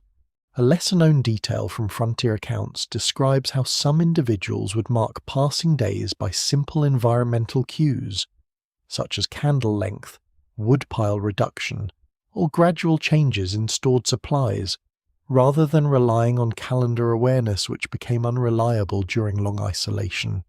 You begin to understand how fragile identity can feel when external confirmation disappears, without new interactions or changing surroundings. The sense of self begins to rely more heavily on repetition and internal continuity. Yet there is no dramatic collapse here, no sudden breaking point. Instead, there is adjustment, slow, quiet, almost imperceptible. The mind reorganizes itself around scarcity of stimulation. Just as the body once reorganized around scarcity of warmth, you sit longer in silence than you expected. Not because nothing is happening, but because everything is happening at a slower pace than you're used to interpreting. The fire dims slightly and is adjusted again. The wind passes again. The snow continues its steady accumulation outside the boundary of human attention. And in this stretched stillness of Yellowstone winter, you begin to see isolation not as emptiness, but as a different kind of fullness, one where experience turns inward, and the world becomes something you observe through increasingly quiet layers of awareness. You move out of the long inward silence of isolation and back into something that feels alive again, but not in a comforting way. The wilderness around Yellowstone begins to show itself as active presence once more, not passive scenery, not empty space, but a world filled with movement that does not care whether it is seen or understood. One widely recorded historical fact from early Rocky Mountain frontier accounts is that wolves, bears, and large grazing animals such as elk and bison were common throughout the greater Yellowstone region during the early 1800s, and human encounters with these animals were a regular part of winter survival life rather than rare events. You begin to notice how the idea of danger changes shape in this environment. It is no longer abstract. It is not something imagined from stories or distant warnings. It is something that can step into your path without announcement, often emerging from the same silence that has been surrounding you for hours. The mountain men do not experience wildlife as separate from survival. Animals are not symbols or background life. They are competitors, indicators, and sometimes threats. Every track in the snow carries meaning that must be interpreted quickly and correctly. A quirky survival observation from frontier memory suggests that some trappers believed speaking softly to themselves while moving through dense forest areas could prevent startling nearby animals, under the belief that steady human voice created predictable sound patterns that wildlife might avoid. While this has no proven effect on animal behavior, it reflects how awareness of presence became part of survival thinking. You imagine moving through a stand of trees where snow has collected unevenly on branches. The weight of it occasionally drops in soft collapses that echo strangely in the cold air. Each sound forces attention outward. Each movement in the distance becomes something to evaluate. Wolves are often described in frontier accounts as both cautious and intelligent in their interactions with human presence. They rarely approach directly unless conditions are extreme. Instead, they observe from distance, testing boundaries through patience rather than force. Bears present a different kind of tension. Their behavior in winter varies depending on regional conditions and food availability. Some remain dormant in sheltered areas. Others, especially when disturbed or searching for resources, can become unpredictable in their movement patterns. You feel how the mountain men must constantly adjust their awareness. There is no moment when attention can fully relax. Even during rest near a fire, senses remain partially tuned to the surrounding dark. Scholars still debate whether recorded frontier encounters with large predators were shaped more by actual frequency of dangerous interactions or by the selective emphasis of survival narratives that highlighted dramatic events while underrepresenting long periods of uneventful coexistence. The snow itself becomes part of this system of awareness. Fresh tracks can reveal recent movement of animals. Disturbed branches can indicate passage hours earlier. Even faint impressions in frozen ground become part of a reading process that requires constant interpretation. You begin to understand how fear here is not sudden. It is gradual, built from awareness of possibility rather than certainty. Every sound in the forest carries potential meaning until proven otherwise. A lesser-known detail from historical trapping accounts describes how some mountain men learned to distinguish between animal species based on track spacing and depth variations in snow, allowing them to anticipate movement direction and speed with surprising accuracy even in low visibility conditions. You move deeper into this imagined winter forest, and the boundary between observer and observed begins to feel less stable. Wildlife does not always remain hidden. Sometimes it is simply waiting at a distance that feels just outside certainty. The cold amplifies everything. It sharpens hearing, it limits movement speed, it increases the cost of hesitation in this condition. Even brief encounters carry weight because reaction time is reduced by environment itself. Elk herds move like shifting patterns across open spaces between trees. Their presence changes the entire atmosphere of an area where they pass. Silence is altered. Snow becomes disturbed in wide, sweeping paths that remain visible long after movement has ended.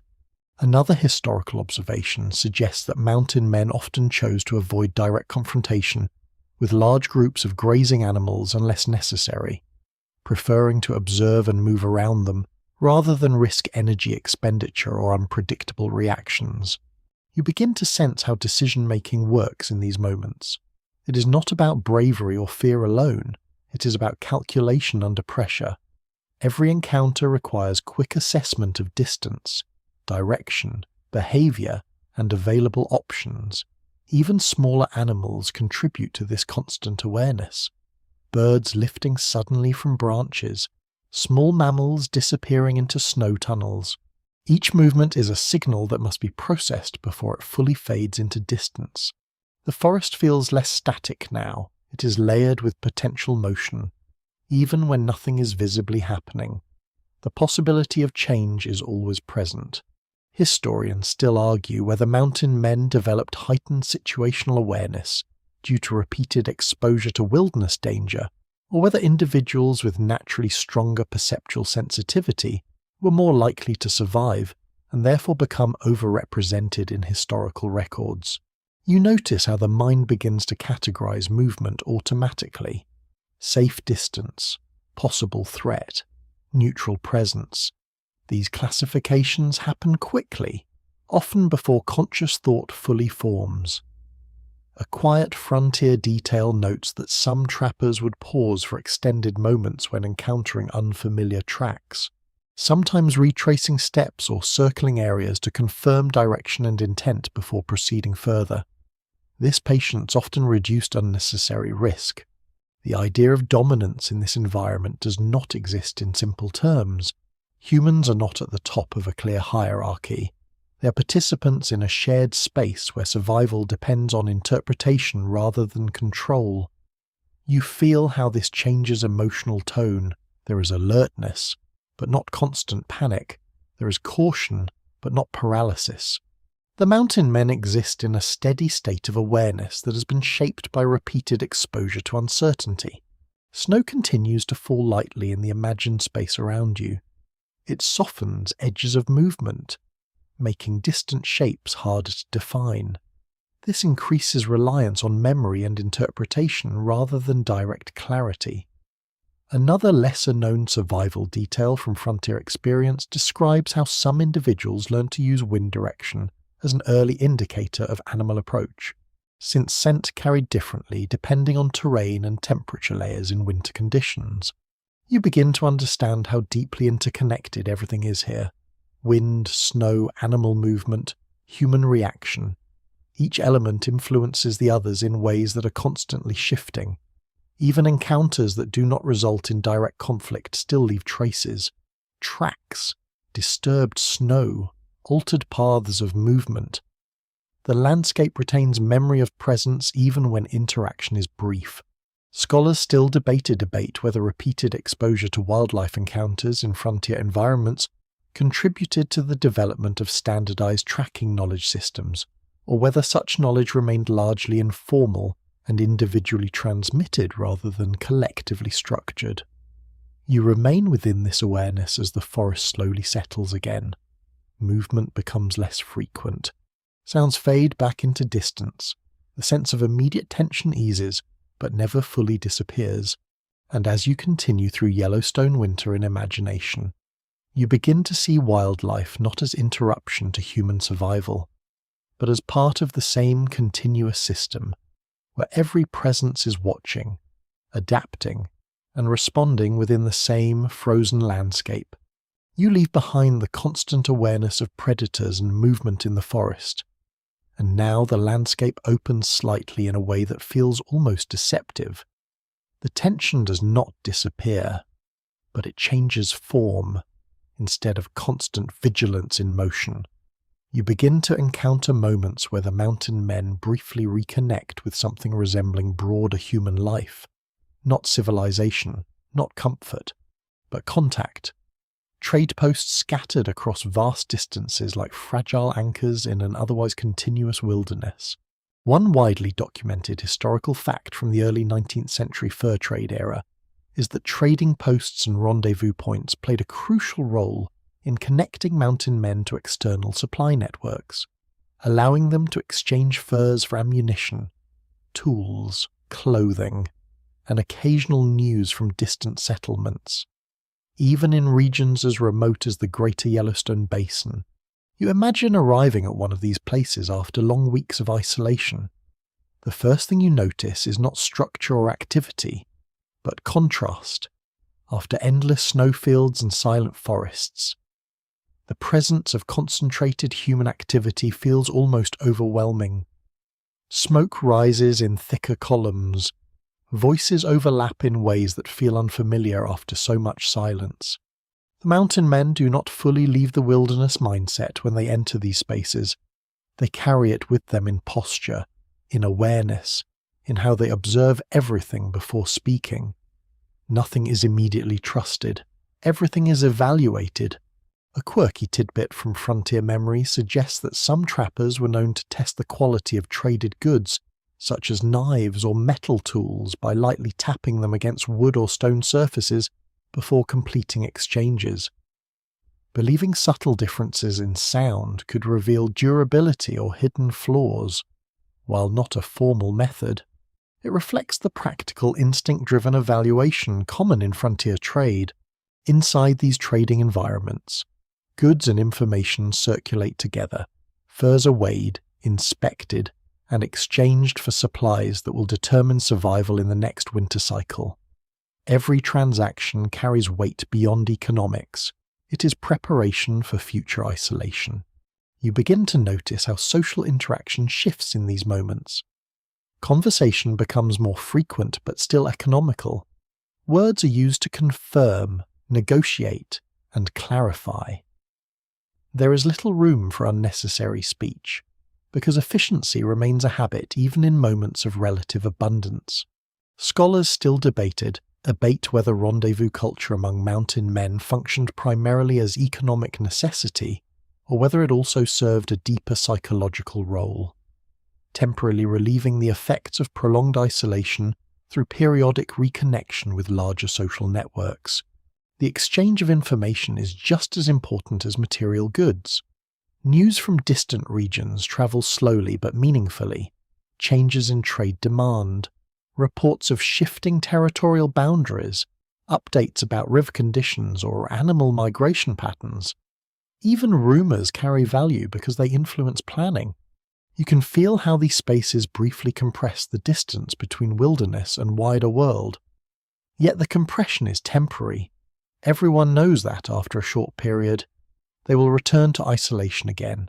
Another lesser-known detail from historical accounts describes how some mountain men preferred to conduct trades early in the morning or late in the day, avoiding peak activity hours in order to reduce distractions and maintain focus during negotiations, especially when valuable pelts or essential supplies were involved. The atmosphere in these posts is layered. There is commerce, but also waiting. There is interaction, but also preparation for departure. People are constantly in transition, either arriving from or preparing to return to remote routes that stretch back into snowbound terrain. You notice how furs themselves become central objects of attention, carefully bundled, measured, and inspected. They represent months of labour, exposure, and risk. Each pelt carries a history of movement through frozen rivers, deep snow, and long nights beside small fires.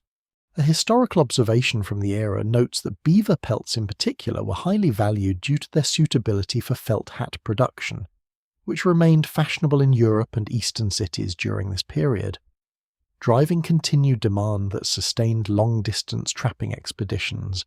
You begin to understand how these trade moments influence the rhythm of survival. Supplies obtained here must last until the next opportunity, which may be months away. Every item acquired is calculated not for convenience but for endurance. The mountain men often use these moments to repair not just equipment but social bonds as well. Temporary alliances are reinforced. Past disagreements may be softened. Future coordination is discussed in practical terms without unnecessary formality. Historians still argue whether these trade gatherings should be understood primarily as structured economic systems or as loosely organized seasonal congregations shaped by environmental timing and necessity rather than centralized planning. You feel how different time becomes in these spaces. It is no longer purely dictated by weather or isolation. It is shaped by schedules of arrival and departure, by cycles of supply, and by anticipation of return to wilderness. Even rest feels different here. Not fully relaxed, but less tense. The constant background pressure of immediate survival is temporarily reduced, though never fully removed. Another quirky survival detail suggests that some mountain men would deliberately avoid staying too long in trading posts, believing that extended exposure to more settled environments could dull the instincts needed for wilderness survival. Whether this was psychological intuition or cultural habit is still uncertain. You begin to see how identity shifts depending on environment. In the wilderness, they are purely survival-focused. In trade settings, they become negotiators, participants in broader systems of exchange. Neither identity is complete without the other. The soundscape of these places reflects this duality.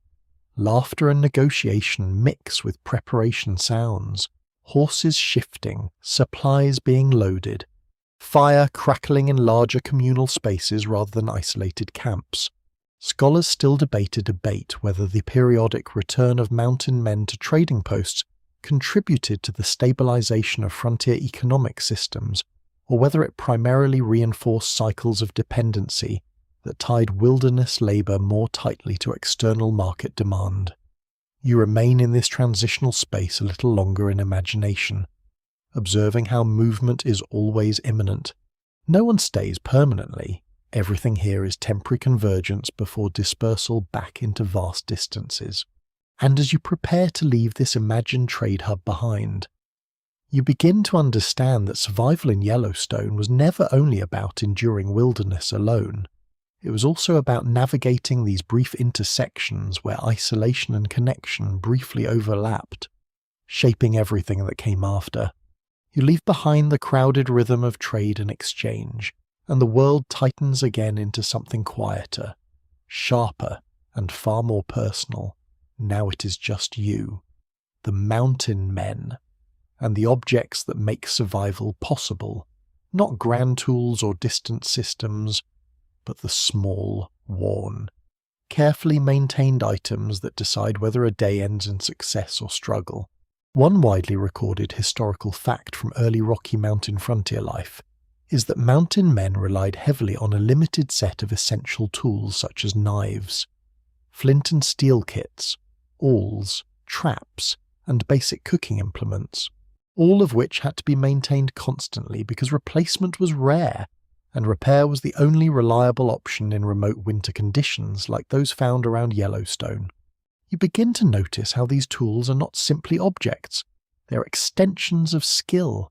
A knife is not just a blade, it is cutting, preparing, repairing, and surviving, all condensed into a single piece of metal that must be protected more carefully than almost anything else. Every item has weight beyond its physical presence. A worn strap is not just leather, it is memory of repeated use under cold conditions. A chipped edge on a tool is not damage alone, it is evidence of survival under pressure. Nothing here is disposable. A quirky tidbit from frontier survival memory suggests that some trappers believed wrapping metal tools in animal fat-soaked cloth during storage helped prevent rust more effectively than simple dry storage, while the science is partially valid due to moisture protection. The practice was often exaggerated in its perceived effectiveness. You can imagine the constant maintenance routine. Tools are cleaned near fires, inspected in low light, adjusted without modern precision instruments. Fingers move carefully despite numbness. Every action is deliberate because mistakes cannot easily be undone. There is a rhythm to this maintenance.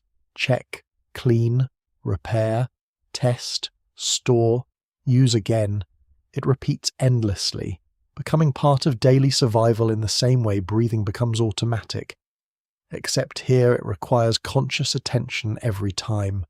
Scholars still debate whether the durability of mountain men's tools was primarily a result of superior craftsmanship from manufacturing centres in eastern regions, or whether it was the constant field maintenance and adaptive repair practices that extended their functional lifespan far beyond expected limits.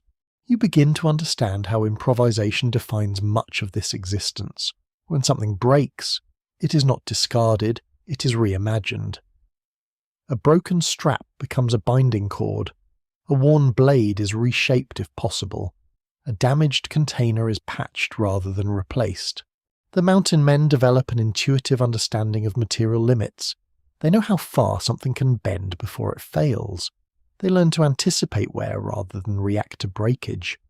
This awareness becomes second nature over time, inside your imagined camp. Tools are arranged with care that borders on ritual, not for aesthetics, but for access, in an environment where speed can matter. Knowing exactly where something is stored reduces unnecessary delay. Another lesser-known detail from frontier accounts describes how some trappers would lightly oil metal tools using animal fat not only for preservation, but also to reduce friction during use in freezing temperatures. Though this also required careful cleaning to prevent buildup that could interfere with precision work, you start to notice how silence returns even in moments of activity.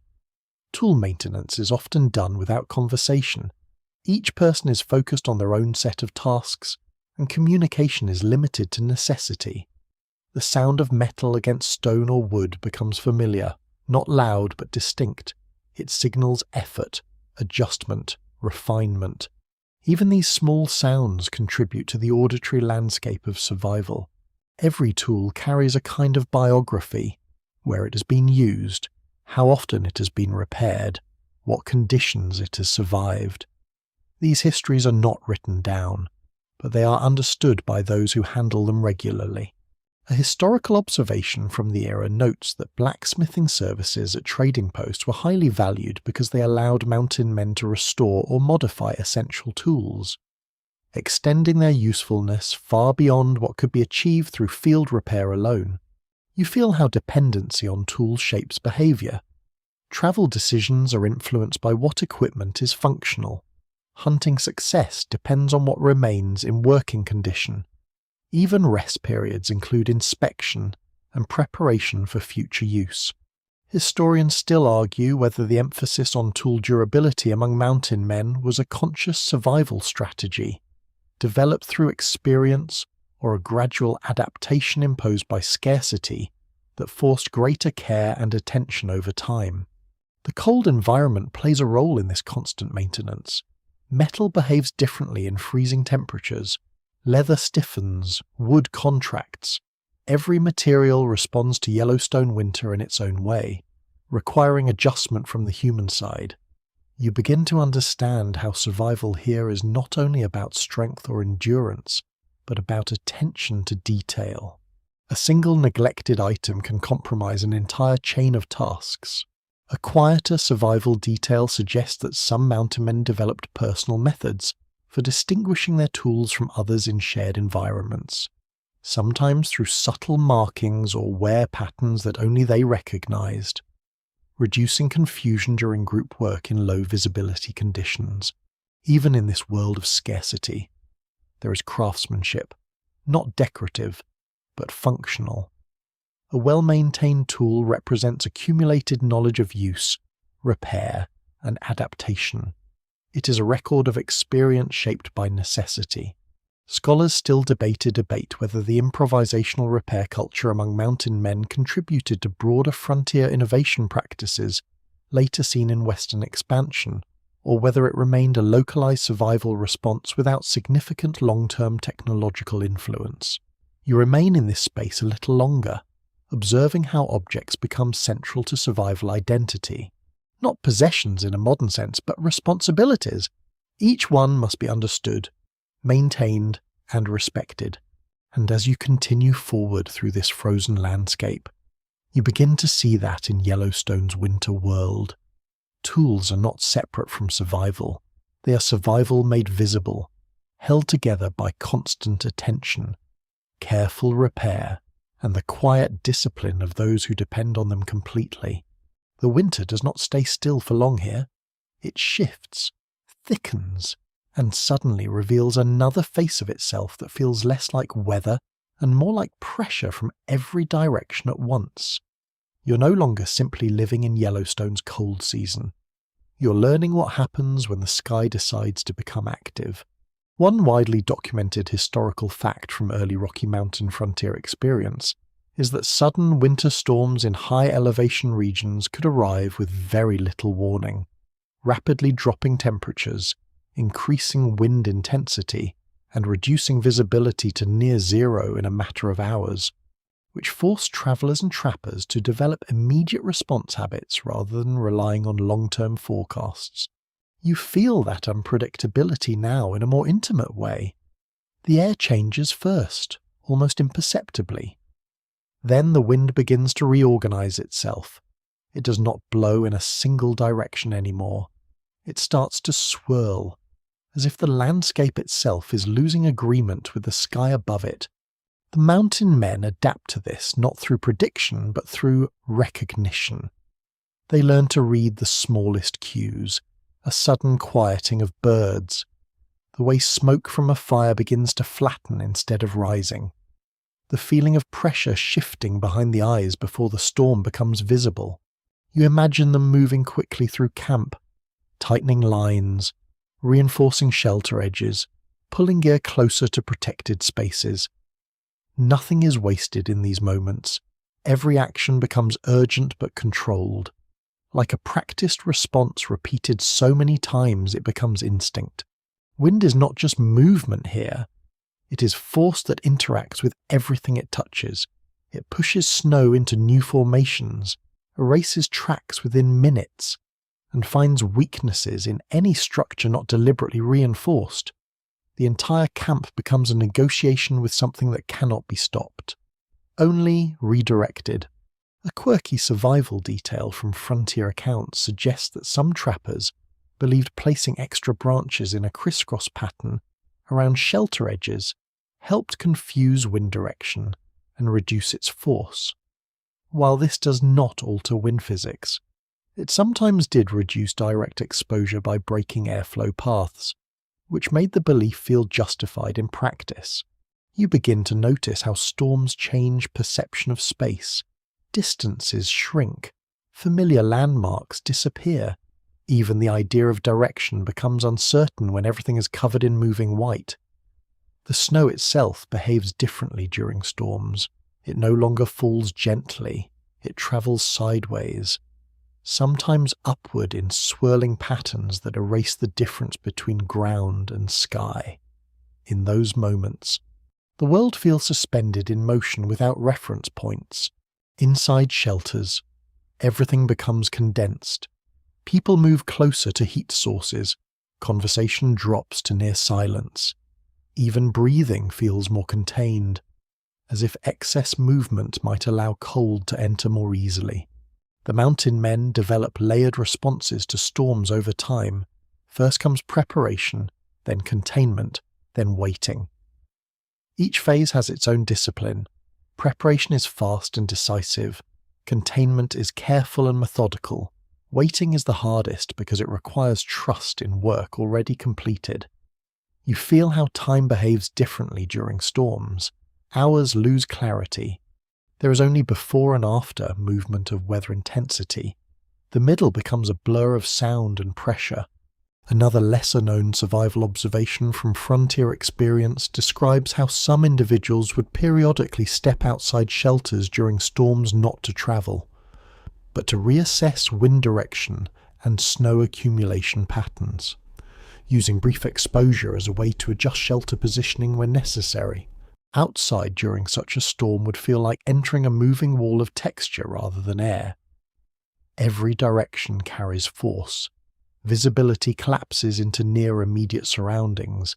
Even standing becomes an active effort. Fire becomes more vulnerable during storms, requiring constant protection. Wind can steal heat, scatter embers, or extinguish flames entirely if not carefully shielded. Maintaining it becomes less about comfort and more about survival continuity. The soundscape changes dramatically. Wind dominates everything, but not in a uniform way.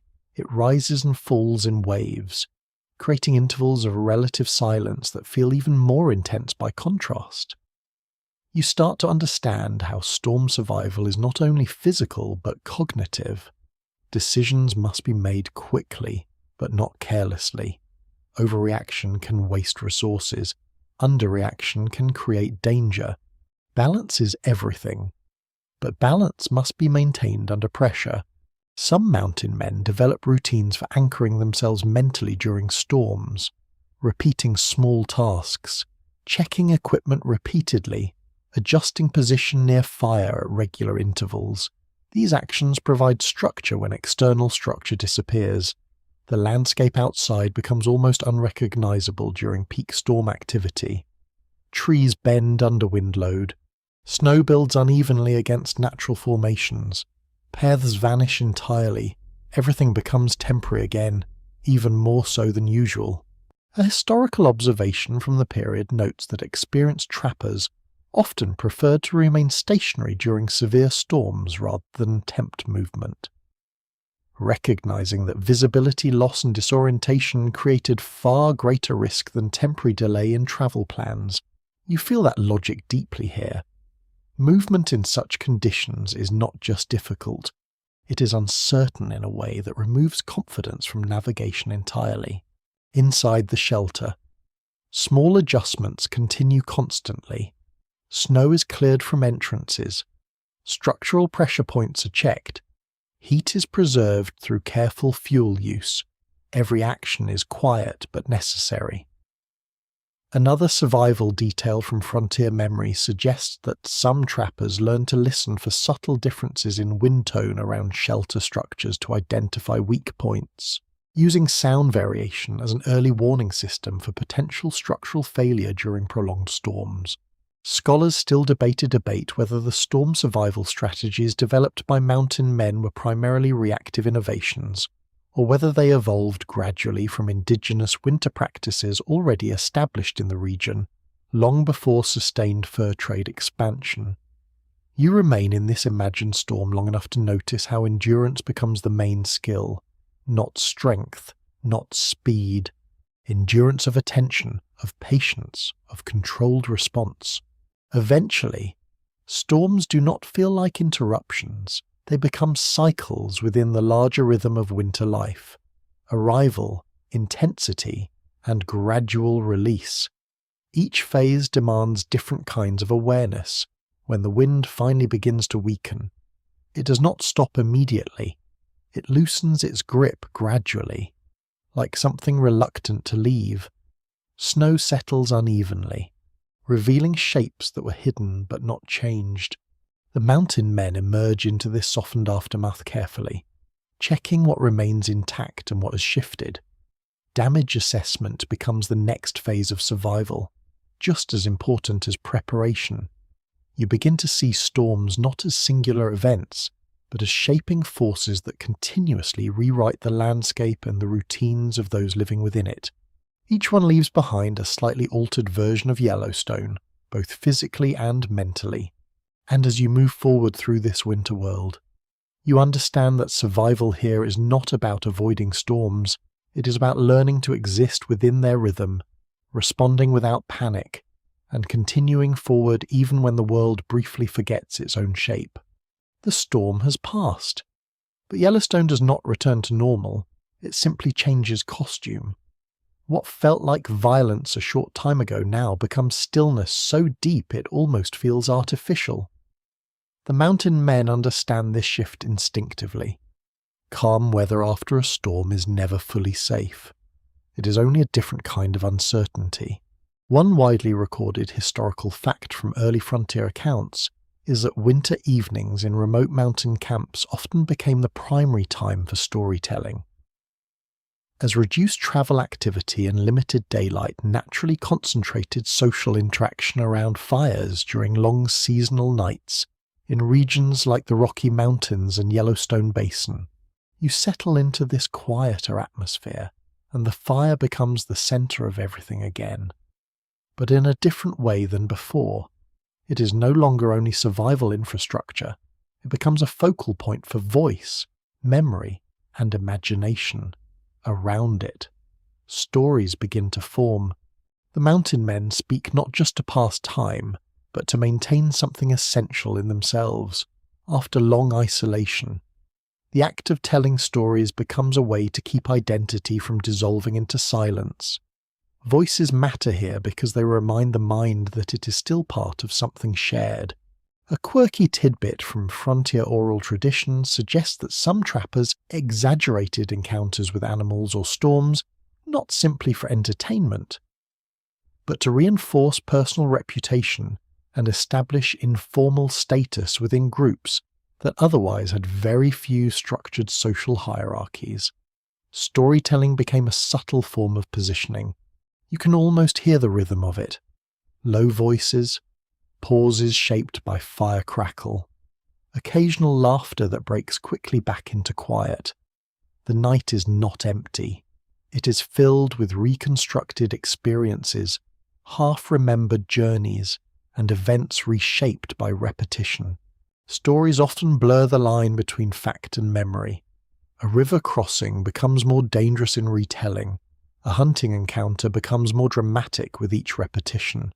Over time, these narratives form their own version of history that exists alongside lived experience rather than fully matching it. Scholars still debate whether frontier storytelling traditions should be interpreted primarily as entertainment, informal historical record, or psychological coping mechanism for individuals living under prolonged environmental stress and isolation. You begin to see how these stories serve multiple purposes at once. They entertain, they teach, and they stabilize the mind. After days of silence or storm confinement, hearing another human voice shaping experience into narrative provides a kind of grounding. The firelight reflects differently on faces during storytelling. Expressions become more visible, more animated. Hands move slightly more when describing events. Even posture changes, becoming less guarded for a while. Another lesser-known detail from frontier accounts describes how some mountain men would repeat certain stories across different camps, adjusting details depending on audience and circumstance, gradually refining narratives that became widely circulated within trapping communities. You feel how time shifts again in these moments, not the slow erosion of isolation, nor the compressed urgency of storms, but something more fluid. Stories allow past events to become present again, even if only temporarily, outside the circle of light. Yellowstone remains unchanged. Snow continues its quiet accumulation. Trees stand motionless. The wind, now gentler, moves without urgency. But inside, memory is active. There is also humour here. Dry, understated, often self-directed. It appears briefly in stories where things went wrong but did not end in disaster. A failed hunt, a lost route, a cold night survived through improvisation. Laughter emerges and fades quickly, but it matters. You notice how listening itself becomes a form of participation. Even without speaking, presence contributes to the shared atmosphere. Silence is not absence here. It is agreement to remain part of the moment. Historical interpretation continues to differ on whether these winter storytelling traditions among mountain men were primarily cultural continuations of older oral practices, or whether they emerged as adaptive responses to the psychological demands of frontier isolation and environmental monotony. The fire begins to settle slightly, coals glowing more steadily than brightly. Shadows soften, voices lower. The energy of storytelling gradually transitions into quieter reflection rather than active narration. You start to understand that these moments are not separate from survival. They are part of it. Maintaining mental clarity, social connection, and emotional balance becomes just as important as maintaining fire or shelter. A quiet survival detail suggests that some trappers would use storytelling nights to pass along practical knowledge indirectly, embedding instructions about routes, weather patterns, or hunting conditions within personal anecdotes rather than formal explanations. As the night deepens, stories become less frequent. Gaps between them widen. Silence returns in gentle intervals, no longer heavy or isolating, but shared and comfortable. The fire continues to burn at steady pace, no longer demanding full attention but still requiring presence. Everyone remains within its reach, not out of necessity alone, but out of habit, formed through countless similar nights. Scholars still debate whether the social cohesion observed in small mountain men groups during winter encampments was strong enough to be considered a form of temporary community structure, or whether it remained too fragmented and transient to qualify as stable social organisation. You remain in this firelit space a little longer, feeling how stories settle into the silence afterward, like warmth lingering in fabric. They do not disappear when spoken. They continue to shape perception even after the voices stop. Outside, Yellowstone remains vast and indifferent, but inside this small circle of light, it feels briefly interpreted, translated into something human enough to be shared. And as the fire burns lower into the night, you begin to understand that storytelling here is not escape from winter. It is one of the ways winter itself becomes survivable.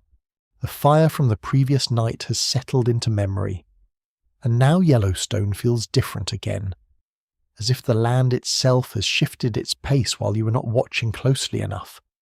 The cold is still present, but it is no longer only about endurance or danger.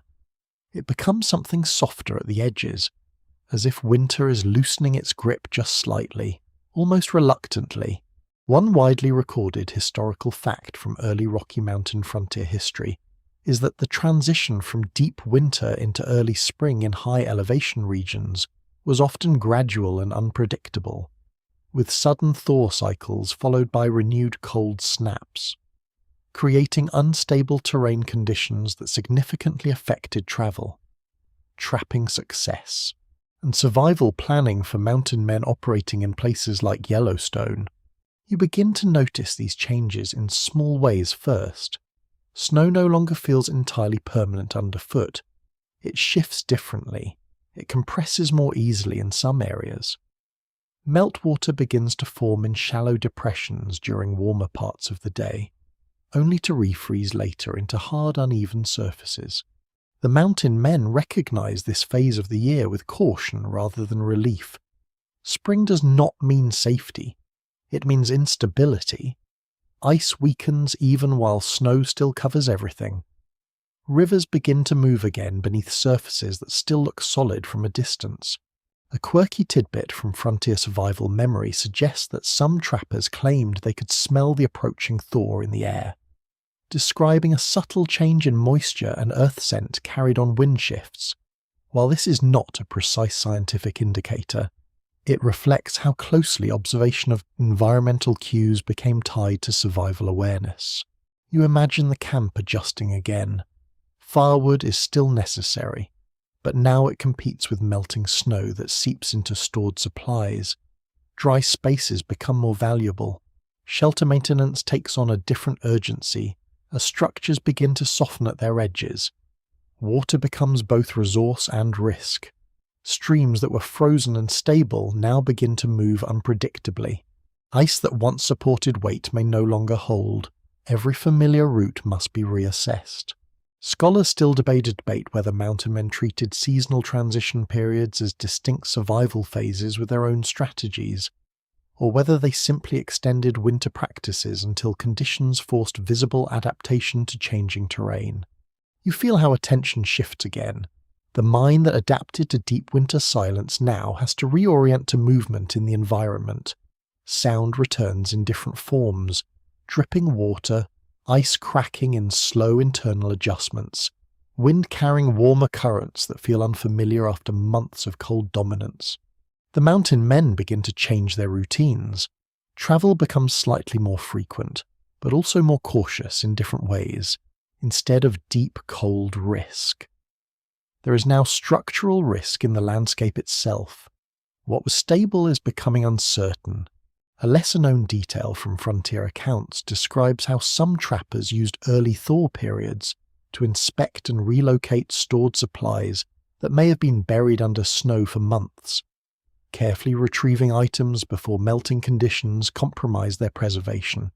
You begin to understand how spring in this environment is not a release but a transition zone where multiple dangers overlap. Cold has not fully retreated. Warmth has not fully arrived. Everything exists in a state of partial change. The landscape itself feels layered. Snow still dominates higher ground, while lower areas begin to reveal earth, stone, and vegetation that has been hidden for months. This contrast creates a visually fragmented world where two seasons occupy the same space. The mountain men adjust clothing again, not to full winter protection, but not yet light enough for warmth. Layers are added and removed depending on time of day. Flexibility becomes more important than insulation alone. Another historical observation notes that animal movement patterns also shift significantly during early thaw periods, with many species moving toward newly accessible water sources and emerging vegetation zones, which in turn influences hunting strategies and travel decisions. You notice how sound changes in this phase. The world becomes noisier in small, intermittent ways. Water movement returns. Ice fractures create occasional sharp echoes. Even distant animal activity becomes more noticeable against the thinning silence of winter. There is a sense of anticipation in the air, but it is not fully positive. It carries uncertainty. The land is no longer static enough to fully trust, but not yet stable enough to fully predict. Scholars still debate whether the seasonal transition period in high-altitude frontier regions was more dangerous than peak winter conditions, due to the combination of weakening ice structures, unpredictable weather swings, and increased movement of both wildlife and human activity. You can feel how decision-making becomes more complex. A route that was safe yesterday may be unsafe today. A frozen surface that held weight last week may now collapse without warning. The mountain men rely heavily on accumulated observation during this period. Memory of where ice tends to thin first. Knowledge of sun-exposed slopes that melt faster. Awareness of wind patterns that accelerate thaw in certain valleys. A quiet survival detail suggests that some trappers marked early spring conditions by monitoring changes in animal behavior, noting when certain species began shifting movement patterns toward higher ground or newly exposed feeding areas. You remain in this transitional landscape a little longer, sensing how everything is in motion even when it appears still. Snow melting, ice weakening, ground re-emerging slowly from beneath months of accumulation. The fire feels different now too, less defensive, more adaptive. It is no longer only protection against deep cold, but also a tool for managing dampness and maintaining usable warmth in changing conditions.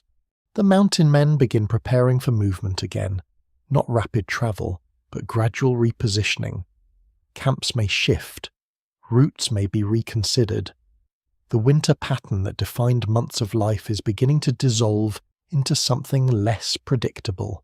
And as you continue through this shifting Yellowstone spring, you begin to understand that survival here is not defined by a single season's end, but by the ability to move carefully through the unstable space between what has ended and what has not yet fully begun.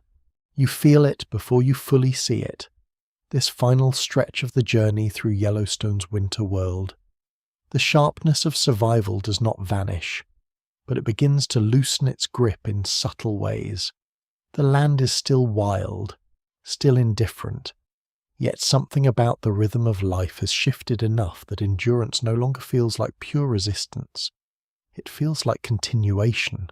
One widely recorded historical fact from early 19th century Rocky Mountain frontier history is that the mountain men era gradually declined as the beaver population was heavily depleted by sustained trapping pressure, and changing fashion trends in Europe reduced demand for fur felt hats, leading many trappers to shift into guiding, scouting, or settling roles as the economic structure that supported their winter survival networks weakened over time. You stand now in the imagined aftermath of those long winters, looking back across everything that has been lived through. The frozen rivers, the endless camps, the fires that never fully rested, the storms that reshaped entire valleys, and the quiet moments of silence that stretched longer than expected. The mountain men are no longer defined only by survival tasks. They are defined by what survival has changed in them. The constant reading of weather, animal movement, terrain, and time becomes something that does not disappear easily when the immediate pressure fades. A quirky tidbit from frontier memory suggests that some former trappers continued to wake early for years after leaving wilderness life, as if their bodies had been trained too deeply by years of checking traps before dawn and could not easily forget the rhythm of cold morning labour. You begin to see how Yellowstone remains inside them even after they leave it, not as memory alone, but as structure, the way they interpret silence, the way they assess distance, the way they instinctively notice weather shifts that others might ignore. The landscape itself does not mourn their departure or celebrate their passage. It simply continues. Rivers keep moving beneath ice and thaw cycles. Snow returns in patterns that ignore human history. Forests regenerate slowly, without reference to who once passed through them. Scholars still debate whether the legacy of mountain men should be understood primarily as a driving force in westward expansion and economic transformation, or whether their importance lies more in the cultural mythology that developed around their survival stories, shaping later perceptions of wilderness and frontier identity. You imagine the long trail outward now, away from Yellowstone's frozen interior. Movement is different when it is not driven by immediate survival pressure. It becomes choice rather than necessity, though shaped heavily by everything that came before it. The tools they carried, the habits they formed, the patience they learned in storms and silence, all travel with them. Even when the environment changes, the internal adjustments remain. A lesser-known detail from historical accounts describes how some former mountain men struggled to adapt to settled life, not because of physical hardship, but because the absence of constant environmental pressure made ordinary routines feel strangely unstructured and difficult to interpret. You begin to understand that Yellowstone did not simply test endurance. It reshaped perception. It trained attention to operate at a different scale, where small changes in environment carried significant meaning, and where survival depended on continuous interpretation rather than certainty. The fires you followed across these sections now feel like echoes rather than necessities.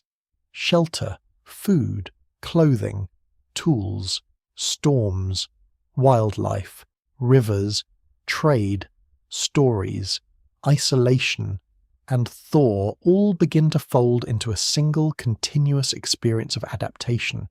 Historians still argue whether the mountain men should be viewed as central agents of transformation in the American West, or as individuals whose experiences were later amplified into larger narratives that served cultural and national storytelling purposes beyond their original lived reality. You feel the quietness of that question settle into the landscape you have travelled through together, not answered fully, but held in suspension, like snow that has not yet decided whether to melt or remain. And now, as the journey reaches its final moment, there is no dramatic ending waiting, no final survival test. Only the slow recognition that everything you have witnessed is part of a larger continuity between human effort and an environment that never truly pauses.